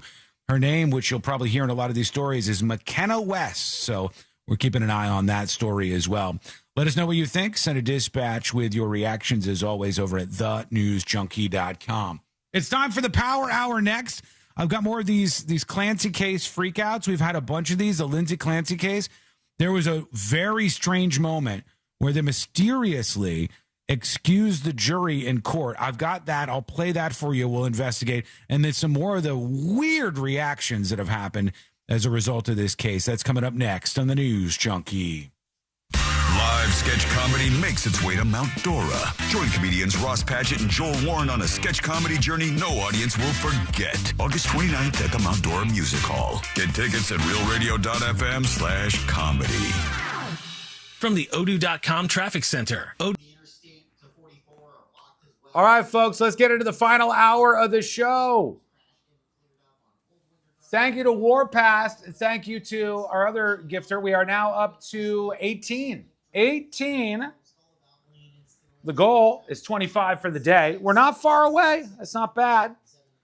You can help out with just one, maybe two if you're feeling real nice. Get yourself a magnet for your support of the show. Your money does not go to a giant corporation called iHeartRadio. It goes to the show, and it goes to all the things that you see around here. Do you think red stunt phones grow on trees? They don't. They're expensive, as is a lot of the equipment you see around here. Still need 2 more of these, the 4K Hubble cams. They're gorgeous, fantastic, and pricey. Your money goes to stuff like this, the website, and the whole project and helping us on our way to independence. So go over to thenewsjunkie.com. 2 of them, that helps out a lot. We'll see if we can't get this number from 18 up to 25. God bless. Let's see. Clancy case coming up next, including that moment of the courtroom we were talking about. Oh, here's kind of a big one, actually. Hang on, I'll tell you this in a second. We just finished this. All right, here it is. We're going to do the Lindsay Clancy update, and some people freaking out over that. But how crazy would this be if true?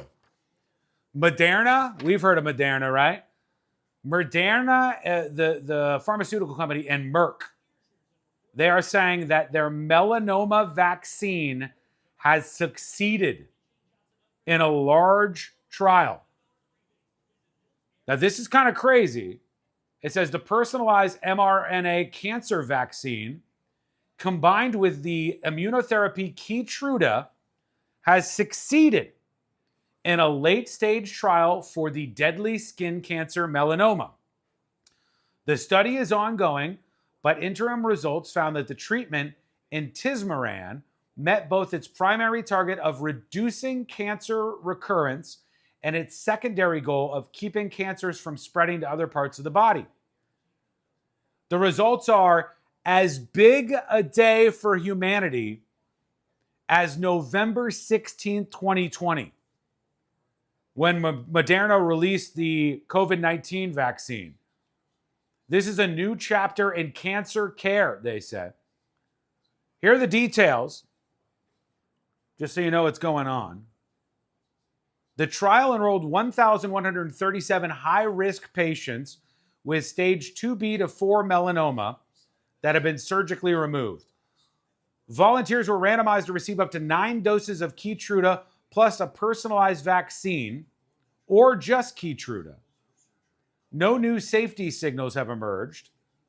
The common side effects were fatigue, pain at the injection site, and chills.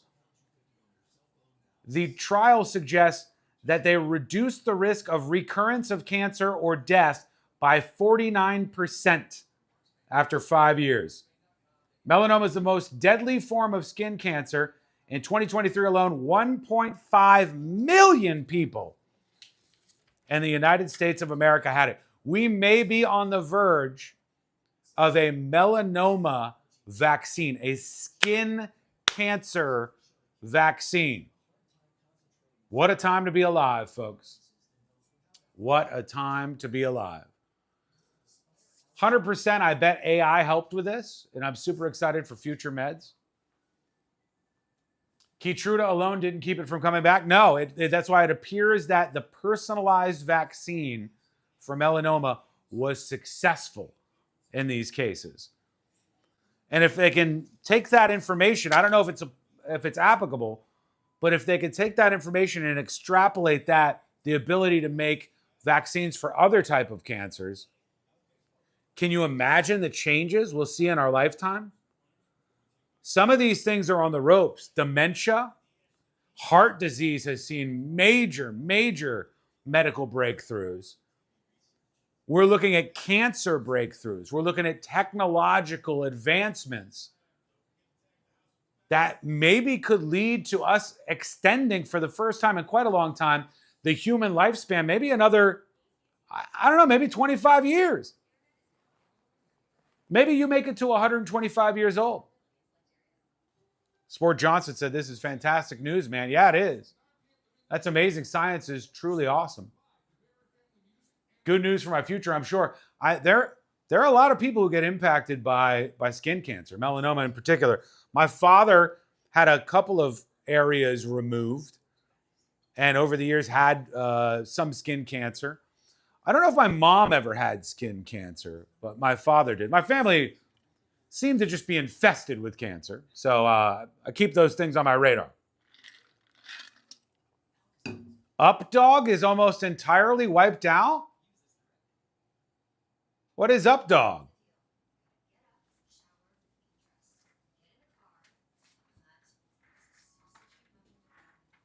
Should be embarrassed. You should be embarrassed of yourself.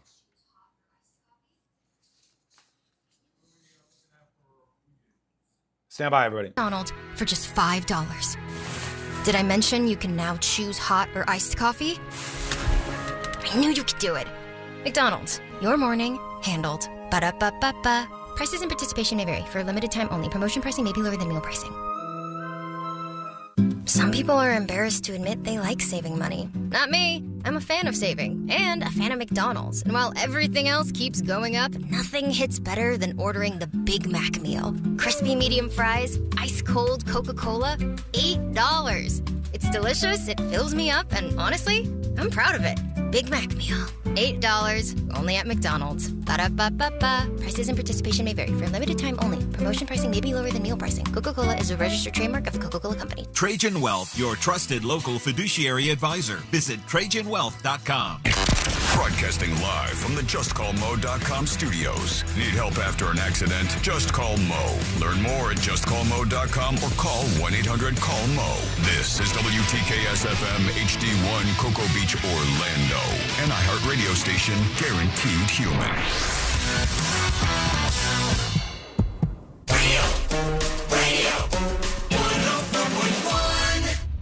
High diving face first into the world's most viral newsroom.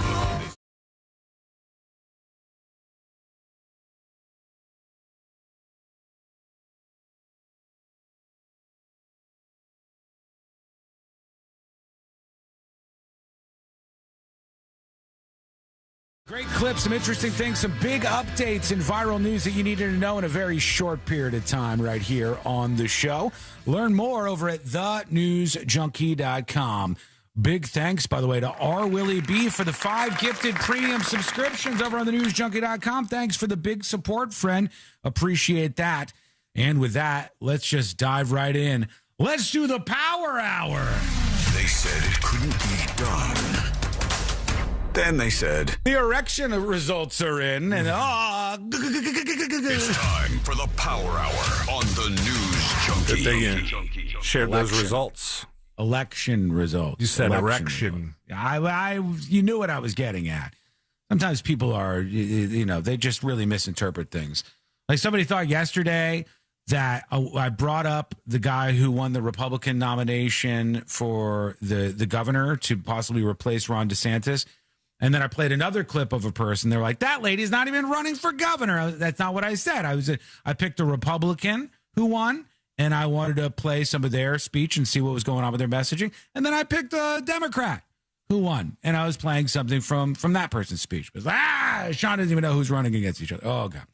Anyhow, let me continue here. I want to talk about one of the big cases of the week. This has been super interesting, and there's been sort of a meltdown related to it.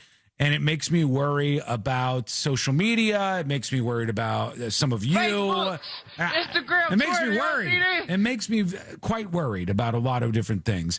It's the case of this woman, Lindsay Clancy, which you've probably seen at some point in time.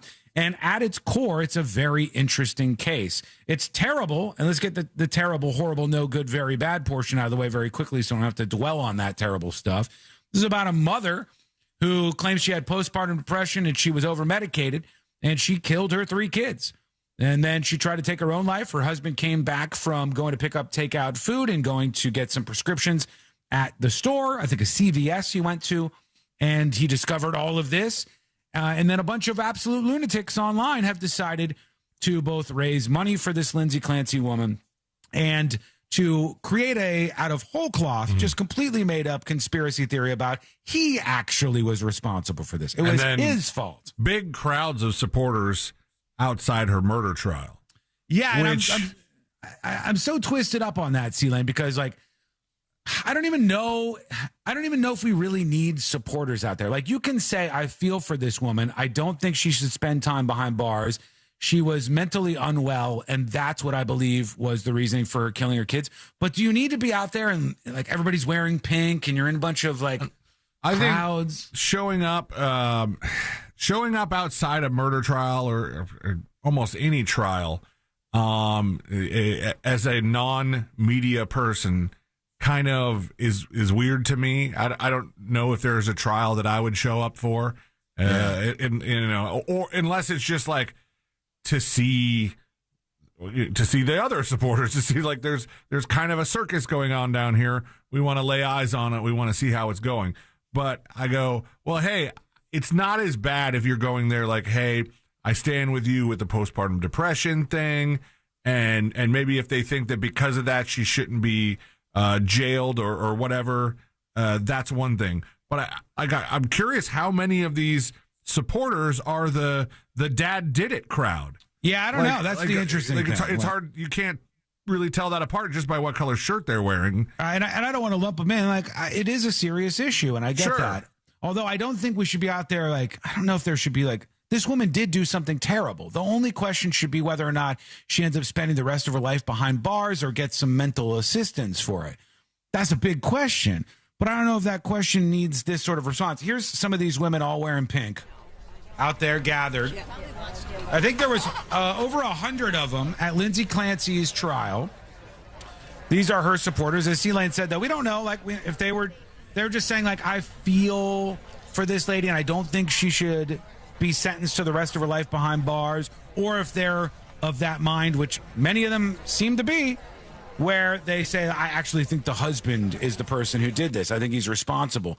I think I have some of these ladies talking here, so we could stick with this, Celine. Hang on. Let's work in some clips here. Here's some of the women who were gathered as supporters. Let's see what they said. You know, one of my sister-in-laws, it could be one of my best friends, and it could be me. So just here to support.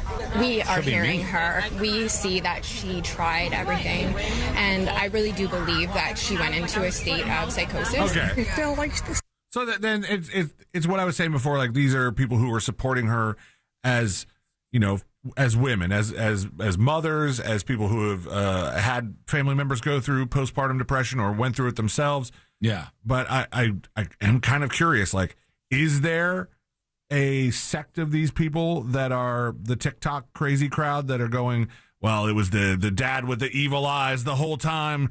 She had to jump out the window so she could save her kids who were being strangled by the father downstairs.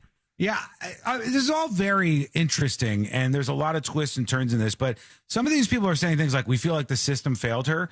You know, I'm sorry. I think all of these issues are real, but I think it's also very much on you to make sure that you, if you find any of these things happening to you, get yourself away from the kids that you could harm. You know what I mean? Like, there is like some responsibility still at the core of it. And if you say that this person was in the middle of some freak out and they had postpartum depression, which I 100% agree is a real issue that a lot of mothers deal with, new mothers. In my experience, the system failing people has been not being able to get treatment postpartum in tons of situations and for a bunch of reasons.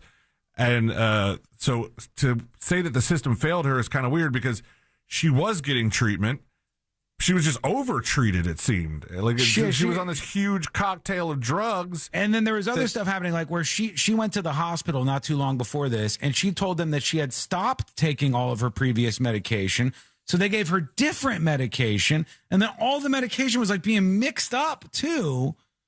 So there's a lot of stuff. By the dad. But does any of that need a big crowd of people to come out? I think people can say, hey, we do not think this woman should be spending her life behind bars.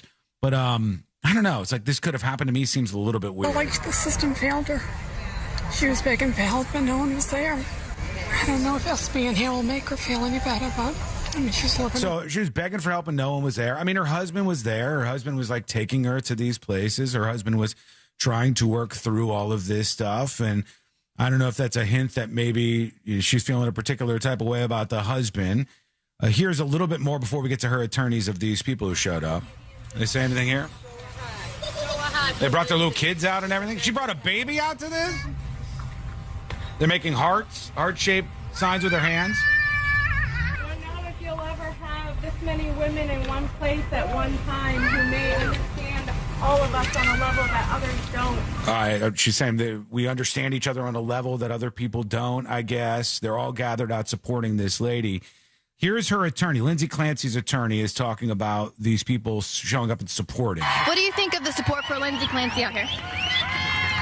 I have no words. No words? It's amazing. What are you going to tell her when you get in there before court starts about what's out here? I'll tell her what's out here. That's all I can say. Well said, Kevin. What do you plan to do today before you rest your case? Cross-examine their experts. They're going to put them on today. And then I'll probably have a Zoom tomorrow with one more witness. Okay. Do you expect court to go again for the rest of This the guy's no nonsense. Yes. What are you going to do today? I'm going to ask witnesses questions. I will cross-examine witnesses and rest my case. Yeah, I will. All right. This was the moment in court where things got weird. They said that there was some mystery thing that happened, and they excused all the jurors. And I'm going to ask you for some more patience. All right. The judge. Due to an unforeseen circumstance. All right. We're going to excuse you until tomorrow morning. All right. He's talking to the jury. This is not something we saw coming, but you're not to speculate about what it is. You're not to hold it against either side. It's just something that we have to deal with. All right. And so I'm going to excuse you until tomorrow morning. I'm going to remind you. There she is. As I have every night for the last number of weeks. Don't do any research about this case. Don't talk about it. Don't read anything. Don't look it watch up on anything TikTok about this case or similar cases. And with that, we'll bring you back here. We will. All right. So he's saying there's something that happened. It was due to unforeseen circumstances. We're going to excuse you until tomorrow morning. I don't know if that had to do with the people outside or what. It's weird to say don't hold it against either side. Well, you haven't really told anybody what's going on, so it's hard to hold it against either side when you don't know who's responsible for the delay. Yeah, I think they have to say that to the jury. They're like, look, I don't want you to think that anybody did anything wrong. They drill those things into you every time you leave the room. It's like, don't discuss this with your fellow jurors until you're dismissed to actually do your deliberation. Excuse me.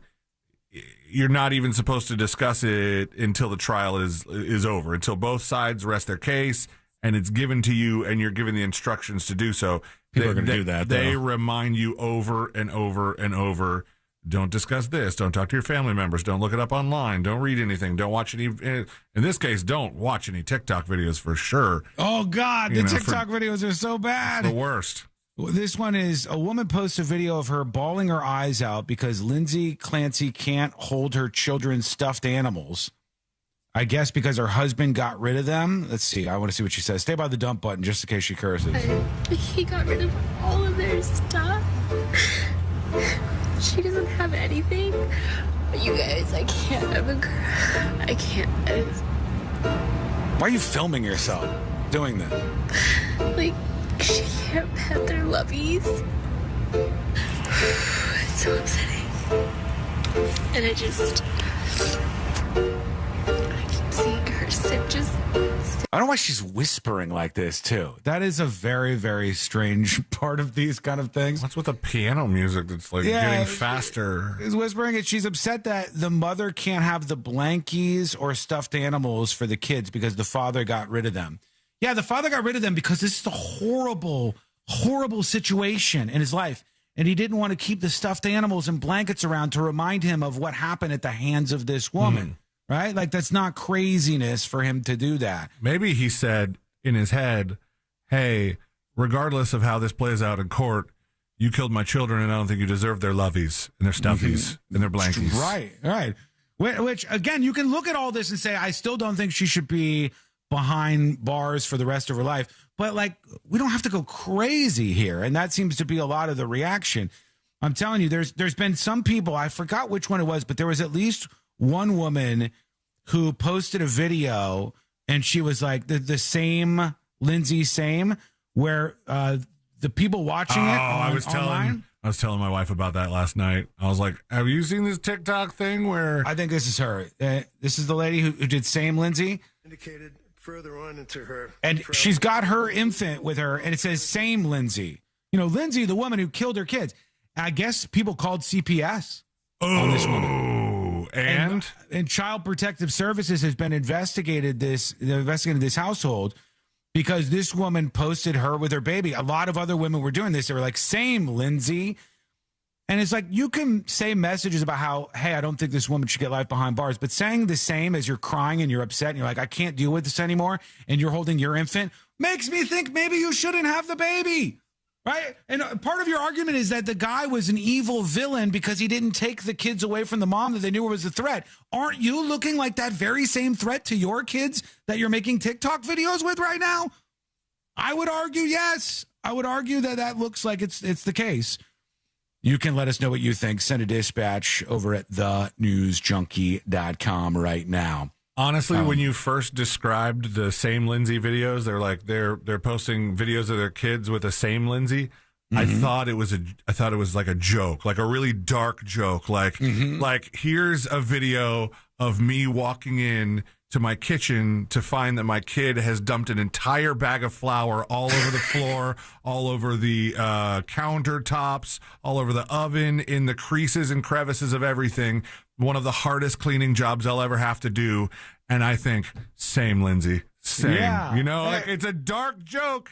There's some people that are not going to like it, but it's at least a joke. Yeah, Vendisaurus says, I think TikTok proves there are too many unemployed people in this country, whether they claim to be influencers or whatever.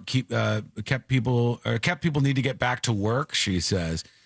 What it shows is there's people who have zero shame who will post stuff like this, and if you don't mean it, like, you're posting about possibly killing your child. So it doesn't seem crazy that CPS would be called. Here's another lady. I don't know if she curses again. So somebody please tell me when having a baby gets easier, because the newborn phase is so hard. I feel so guilty for feeling this way, but I can't help it. I don't even have my baby right now. My mother-in-law took him for the night so that I can have a break, and I'm sitting here on my night off crying because I am so anxious, and I am already anticipating having to pick him up tomorrow. Why are you filming? Just do it all again. And he is so miserable 24/7 right now. And it scares me. Like, I'm actually scared of my baby. I'm sitting in bed trying to relax. And my jaw is clenched. My fists are closed. I can't, my body is in fight or flight, 24/7.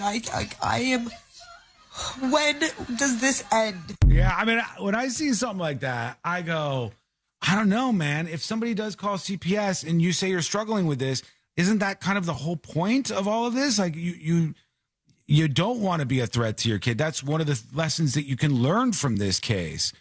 But stop filming this stuff and posting it online, for God's sake. There's other ways. If you want to support women who are struggling and dealing with things like postpartum depression, it's one thing, and you could do that, but I don't think you do it in this way. That video didn't seem like call CPS territory, but whatever people choose to film, yes, I think some of them are weird, some of them are fine, whatever, but that one at least wasn't like, I feel like I am in the same boat, and you should probably worry about the safety of my children. She's just having a really bad first couple months with a kid. Or as somebody says, sometimes they're just filming for internet affirmations. You just, you want to get like, you got this, girl, you got this kind of thing. All right, sometimes that helps people, weirdly enough. Maybe. It just seems so strange to me, all of the reactions around this case. But let us know what your thoughts are. Send your dispatches over at thenewsjunkie.com. Quick break. When we come back, a huge update on a story we've been following for quite some time. Got some resolution on that. We always like to see an answer to the questions we had. That is coming up next on the News Junkie. Real Radio is on Instagram at Real Radio 1041. Sponsored by the law offices of Anajar and Levine Accident Attorneys. Call the law offices of Anajar and Levine at 1-800-747-FREE. That's 1-800-747-3733. From the Clausman Law Traffic Center, car crash, call Clausman Law. ClausmanLaw.com. There's a couple of accidents slowing you down this afternoon. 2 left lanes are blocked on 408 westbound at Orange Blossom Trail, exit 9. Crash off to the shoulder, slowing things down on I-4 westbound near Altamont Drive. A crash is reported at the intersection where Kirkman Road meets Old Winter Garden Road. Move over and slow down if you see emergency crews on the roadways. And if you see traffic troubles, call the Valvoline Instant Oil Change Traffic Tip Line at 866-676-8477. From the Traffic Center, I'm James Birmingham. This report is sponsored by Top Shelf Country Cruise. 7 days. Today's hottest country artists. See perform. Fun? What are you doing out there? I turned the microphone on, by the way. Huh? Like what? Are you crying on the internet and recording videos? You wouldn't? Why not? You're not a hysterical woman? No, I mean, I have emotions. I just wouldn't film it. I've seen you be hysterical. Yes, but not filming it. I have never cried in my life. Well, you have, but it's okay. I have never cried. I'm the world's coolest, Guys strongest are allowed man. to cry. Huh? Guys are allowed to cry. Are they? Guys are allowed to cry? Oh, wow. Nice. These Lindsay Clancy supporters have a Karen Reed vibe to them? Yes, they Yeah. do. That's big time. What you doing? What does it look like I'm doing? You got plans? You got an agenda? What do you want from old Seanster? I'm taking my niece out. Oh, I forgot you were doing that. I thought that was after the show. It is. Oh, okay. Where are you guys going? Disney Springs. Disney Springs? Where are you going to go in Disney Springs? You going to eat somewhere? What the hell? I just have to stay out here and do secret shows? Oh, yeah, like you hate secret shows. Hate secret shows. Okay. Bye. Still cleaning up after Lady Dog. Oh, dude, we're not talking about that. We're not talking about that. I'm not telling that story. I got to draw the line somewhere. Sorry, people. Ask Mr. Predicto if men are allowed to cry. I don't think he can answer a question like that. Mr. Predicto, am I going to cry today?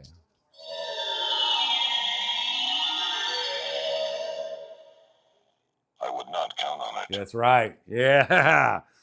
You heard it. You heard it. Mike sounds odd, too much echo. You guys complain about everything. Here's what I'm doing. I turn on the room mic so that you can hear Courtney when I'm talking to her because I have a lapel microphone on. And I try to provide more for you. You complain about everything. Will you stop complaining about everything? Okay? Oh my God, I'm not going to ban him. Mic better now. Of course the mic is better and there's less of an echo because the room mic was on so you could hear the additional person. If I didn't turn the room mic on, which would not have caused echo, you wouldn't have heard a damn thing she was saying and you would have complained about that. Wouldn't you have? You would have, wouldn't you? The lighting is bad when you're that close to the camera. I give up. I give up. Why even try? Why try? Thank you. By the way, we hit our goal. I'll give everybody a shout out at the end of the show. I'm going to get better at that. I didn't do it yesterday, and I feel so bad. That's something you can yell at me for. There's nothing worse than when people complain. I was like, this microphone's a little echoey. Jesus Christ. Mike Lindell, the pillow guy, says he's willing to spend $1 million on a recount on his election that he lost. Mike Lindell is going to spend $1 million for a recount. Just for the record, he lost. I'm going to get into the bad lighting zone. He lost by 11 points. Mike Lindell. Never met an election that wasn't stolen. $1 million he's going to spend.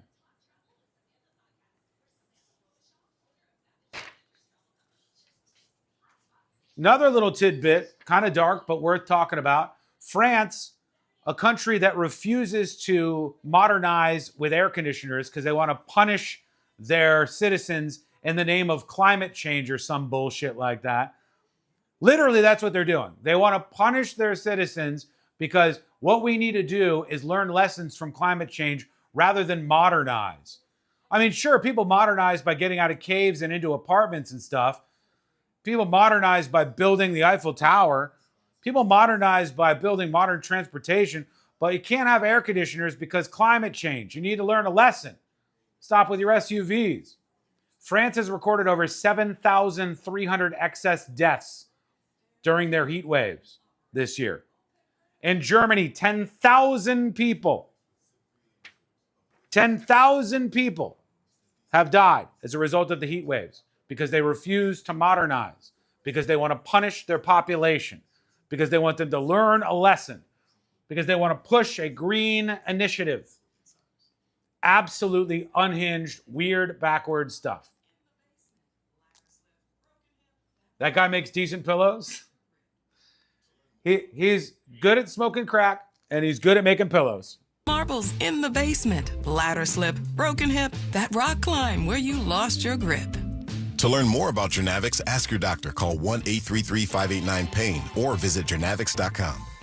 The countdown to the new NFL season is on. And now, all 32 in-market local teams can be heard on the free iHeartRadio app. He's in! That's a jet touchdown! Just open the app and search your favorite team. Plus, Fox Sports Radio breaks it all down. As we get closer to week 1. It's crazy, and it's fun. Join the conversation and stay locked in.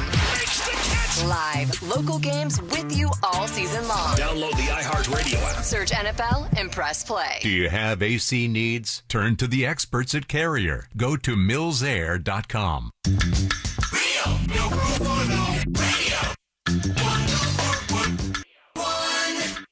Join in on the chaos. We eagerly await your dispatch. This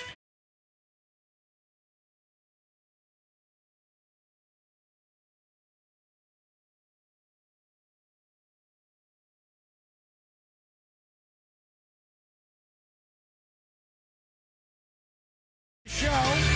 Thank you for being with us. You can learn more about the world's most viral newsroom, of course, and get any of the show that you missed. Just dive into the podcast. It's free for you over at thenewsjunkie.com. Crazy story to kick things off right here in this segment. And I've been wondering what I would do in this position, because this would absolutely freak me out. And this is about a family that got some suspicious text messages from their aunt's phone. And it was in New York where this happened. This was I'm trying to get their last name, Calloway family. So here's the story. A family is fearing the worst, and tell me if you would feel the same way, after a woman from New York City disappeared while on a trip to Vegas. Days later, the family started receiving suspicious text messages from her phone asking for money. The person said, but today it's been 10 days. It's been 10 days. Where is she? Says her niece. Her close-knit family is holding it together after the fit and full of life 63-year-old went to spend some time in Las Vegas and went missing. So she was spending some time with a friend in Vegas, and she left the house to go to CVS. That sounds familiar to another story. And never came back. My Aunt Janelle told him, you need to file a missing persons report. It took them 2 days to file that report. Aren't there rules on how fast you could do that? I thought that was a thing. Like, yeah, they have to be missing for, well, you said 2 days. I thought 48 hours is like one of the more common norms. Yeah, and I never know if that's true or if that's just something that everybody believes. It could honestly be something that's been thrown into a movie or TV show that just became widespread enough that we all believe it. Yeah. Sort of like, like you have to tell me if you're a cop, man. Right. Yeah. Entrapment if you don't tell me, right? Yeah. So this woman, is this her here? I think I'm looking at her here for those of you on youtube.com/thenewsjunkie. This is the lady in question, and she's from New York, and she went to Vegas.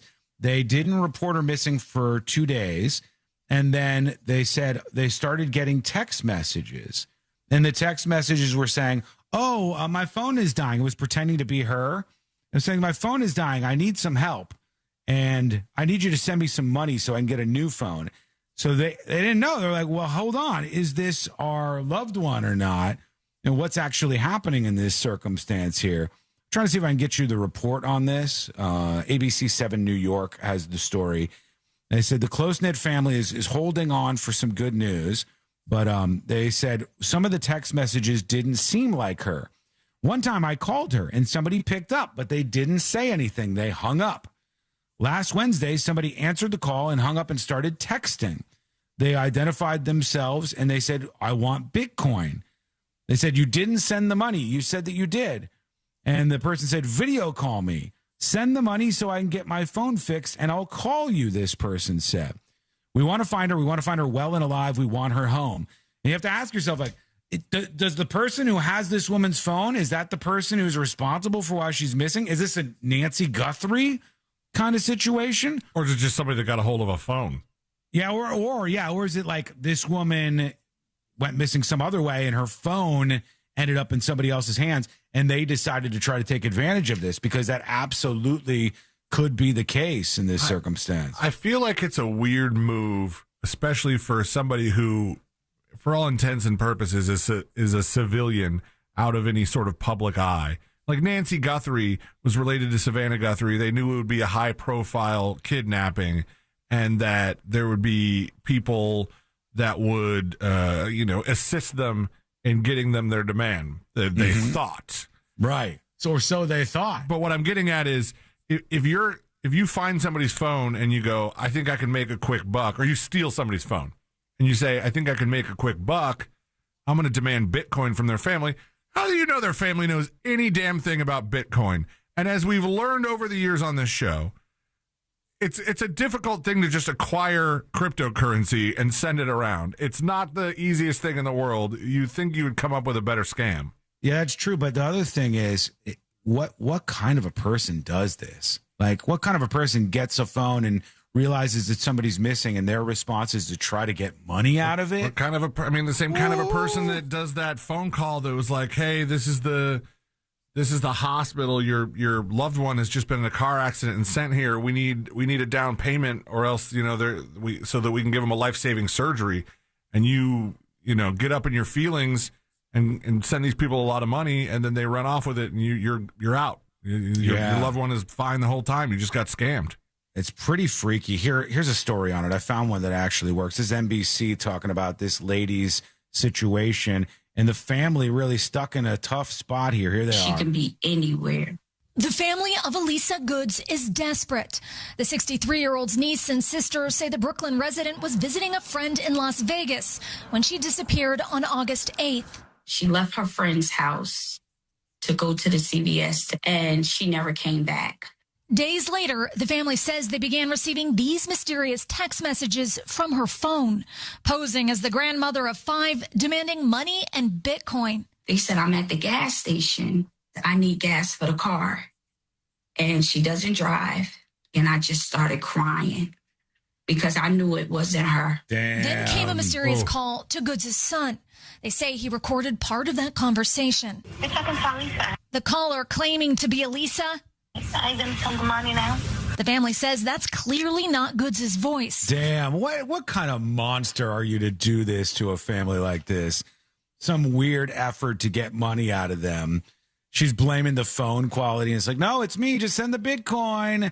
I don't know if they'll find this lady, but I certainly hope the family catches some good luck here.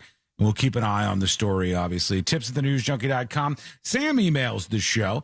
Hey, Sean, didn't get to listen to the second half of yesterday's show, but in Nashville, at one of the major hospitals, they had a mix-up at the pharmacy.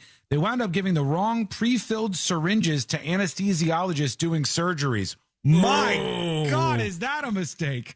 At least 4 people in 4 different surgeries, instead of getting a nerve block injected into their spines via epidural, instead got potassium chloride, which if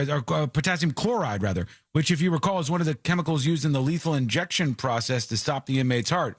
They haven't said the outcome or fate of 3 of those 4 people, but one woman has come forward to tell what happened. She's 72. She went for routine knee replacement. When she woke up, she was completely paralyzed and had no feeling from the chest down. They couldn't figure out why. Then they realized they made a mistake and they gave her the wrong injection. From what I've read, the hospital and the state are doing investigations because this is such a huge issue. It's kind of crazy this kind of thing can happen at all. He sends over some stories about this at St. Thomas Hospital. Another one. Thank you for the email, Sam. We'll keep on the radar here. Again, if you want a story on the show, we're getting into all the big stuff, all the controversial stuff, everything happening out there in the viral world. But if we miss your story, hit us up at tips, TIPS, @thenewsjunkie.com. All I'll say on that one real quickly is I know that anesthesiologists and nurse anesthesiologists are some of the highest paid people in the medical field. Like it's one of those like hot jobs that when you're a nurse that you want to jump over to that, or if you're going through medical school and you want to get into the anesthesiology field, big money. Yep. If you screw up like that one time, you should be out of there. Yeah, of course. I mean, it's life or death is what it is. And the update on the story we watched very quickly before we come back with your final dispatches, the Bricks and Minifigs drama, the Lego Star Wars collection, they announced that they made a deal with the family that said their Legos collection was stolen by this company. It was a very big viral video by a creator named Reckless Ben. And they said they went through everything and they've been compensated for the losses associated with their consignment arrangement. They're coming to a deal that everybody is happy about, I guess, in putting this behind them after all the pressure on the company. But Bricks and Minifigs at the center of all of this, they may still have a lot of people who don't like them over this for a long time to come because of the way they handled it. Quick break when we come back. Final dispatches, stories that didn't make the cut. And today I learned to wrap everything up for a Thursday. That is coming up next on the News Junkie. Classic Alternative this weekend on Real Radio 104.1. Yeah, mama, this surely is a dream. Real Music Weekends are Classic Alternative. From the Odoo.com Weather Center, Odoo.com, the only business software you will need. I'm Fox 35 Storm Team meteorologist Jessica Dobson with a check of your Central Florida forecast. And for today, we are going to be expecting another hot and humid day. Afternoon highs will be soaring well into the mid-90s. We do have a heat advisory on the way once again for today. Plan for a high of around 95 this afternoon in Orlando with around a 60 to 70% chance. Hey, everybody. Thanks for hanging out with us today. We covered a lot of ground. We did a lot of things. Hopefully you enjoyed at least some of it. And if you did, show a little love right now. Show a little love by hitting that like button on YouTube. That's a good way to spread the word. Thanks to everybody who gifted subscriptions or subscribed today.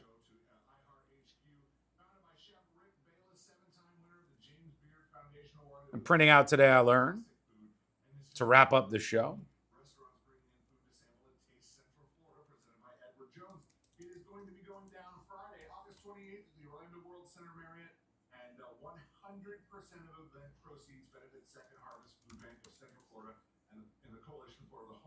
Central Florida. So join them for an incredible night to celebrate local families. And there's going to be more than 100 of Central Florida's top chefs, restaurants, and beverage experts coming together. 10 out of 10. I didn't even ask you, but look at you go. 10 out of 10. Thank you. Rate the show, everybody else. We've already got one rating in from Snoop Frog. Rate the show. 10 out of 10. It goes into the Hall of Fame right over here. Means you enjoyed yourself. You had a good time. 1 out of 10, it goes into the Hall of Shame. It's the other end of the room, and it's, you know, it's sad. It's just sad. Hopefully we weren't sad today for you. Let me see. I just got to cue up the song.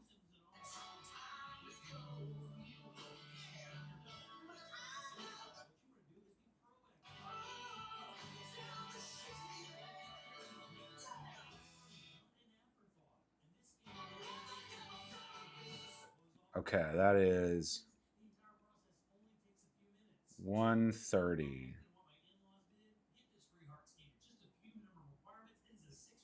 Okay, a little fade in. All right, cool, got it. 9 out of 10 MP Guy Dons, 10 out of 10, 10 out of 10 BMs, 7.5 out of 10 Cheers, 9 acquitted Flock Vandals out of 10, 9.2 Harry Professor X's out of 10, 10 out of 10 3-year-old birthdays that nobody showed up to. Oh, 10 out of 111 miles per hour. 10 out of 10 Hitler mustaches. 10 out of 10 says Dad Zach. Kevin pleads the fifth. 8.5 smoking fire truck drivers out of 10. 10 kid killing stories out of 10 says Timbuktu. Stand by. I'm going to grab the Today I Learned.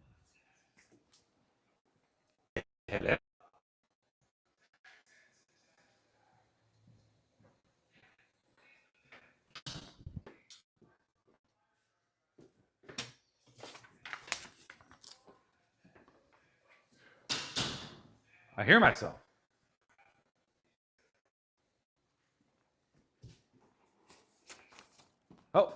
Oh, hang on. Got a bit of a webcam. Hey, camera. Okay, there we go. I think we got you. Did we get you? You right down where you good? You good? Chompy, better watch it. Our cameraman. Running a little loose on a Thursday. Thank you to everybody. We hit our goal today, 26 subs. Chompy thanks you. Our resident cameraman who follows me around the room during the show. We learned about women stuffing cash in their junk. We learned about flock cops. We learned about bad cops. We learned about a lot of things. Fire trucks going to birthday parties. Secret shows tonight at 8 p.m. in this here studio. You can watch live. It is a blast by subscribing. Go to thenewsjunkie.com to do that now. Thank you, everybody. Thank you, everybody. Can we get some new emotes? Yeah, we can do that, you guys. If Twitch wants some emotes, give me an idea of what you're looking for. And I don't want to forget about you guys over there. We want Creamy, the cameraman. That Creamy is retired, my friend. He is retired. It's over.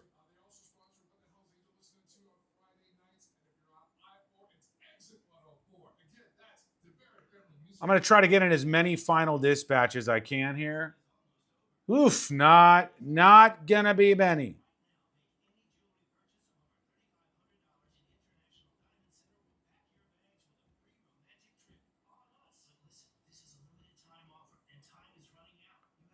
I don't know if you guys saw this, but the guy from Hot Ones, I saw the most brutal 1-2 punch. It was like Sean Evans from Hot Ones is dating this adult film star. And it's him smiling with this adult film star. Hot One star Sean Evans dating adult film star. 24 hours later, Sean Evans says the couple is calling it quits. That you announced your relationship and it only lasted 24 hours? Ain't that a bitch? Wasn't meant to be, I guess. Okay, everybody. Thank you. Love you. Appreciate you. Big show tomorrow. Interesting little twist on the show tomorrow, too. Don't miss out. You'll see. Stand by. We're coming back to wrap it up. Stay gold, everybody. Fast heartburn relief. Because when heartburn hits, you want something that works fast. Quick. Alka-Seltzer. Alka-Seltzer effervescent tablets start neutralizing stomach acid in seconds. So nothing works faster for heartburn relief. Next time, when that burning feeling comes on strong, don't wait. Quick. Alka-Seltzer. Try Alka-Seltzer. Use as directed. With the Discover Cashback Card, it's payback time when you earn cash back on everyday purchases. Activate and earn 5% cash back at different categories each quarter on up to $1,500 in purchases. It pays to Discover. See discover.com/5 for details. Teachers make a difference each and every day. Now's your chance to say thanks. iHeartRadio's Thank a Teacher powered by Donors Choose. Nominate an outstanding public school teacher who goes above and beyond for students. They could be one of our $5,000 winners for classroom supplies and resources. Teachers give so much. Now it's our turn to give back. Nominate a teacher now at iHeartRadio.com/teachers. This earful of real radio is brought to you by JustCallMo.com. Injured on the go? JustCallMo.com. Radio.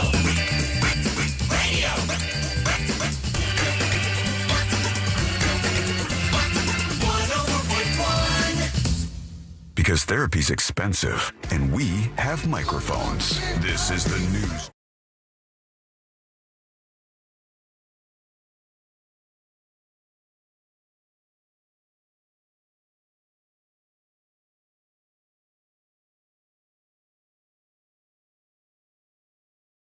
Up for a Thursday. Big thank you to everybody who supported the show today. Don't forget, Secret Shows is tonight. And if you're a premium subscriber, you can watch live at 8 p.m. Eastern. Thanks to Couch Spider with the 3 subscriptions. R. Willie B with 5, Warpath 77 with 2, Das Hefe with 1, Tom with 5, and DJ Rage coming in clutch with 10 gifted subscriptions. There might be some for you to claim over on thenewsjunkie.com.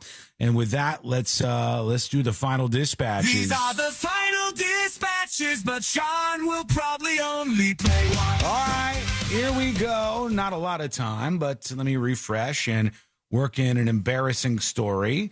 Man, there's a lot of embarrassing stories coming in. Here's Ashbaum with hers for Rate My Blank. Okay, my most embarrassing moment, I got a DUI 11 years ago. Okay. And my license was suspended for 30 days. So I was riding a bike around that I had borrowed from somebody. And I rode my bike to the gym, did my workout, I have some junk in the trunk. So some guys were looking at my booty and I was just like, oh, okay, whatever. I'm used to that. Well, used to that. Once I went into the gym bathroom, I realized that my entire butt was black from the seat on the bike, and I was completely embarrassed. She thought she was looking good. She thought the guys were checking out her ass. She's like, yeah, you see it. But it was the bike seat that made her a little bit messier than she imagined. Thank you for that. Rate My Blank. We'll still take your embarrassing stories through tomorrow. I'm going to lean on those a bit, and we'll see if we can find ourselves a winner. We got some good ones already, but now it's time to wrap it up with Today I Learned. The following information may make you feel smarter, but will not actually increase your IQ. So don't get cocky. Now it's time for what we call Today I Learned. I didn't think I didn't tease, or did I tease and I didn't do? I don't think so. I think we're good. Nothing sticks out.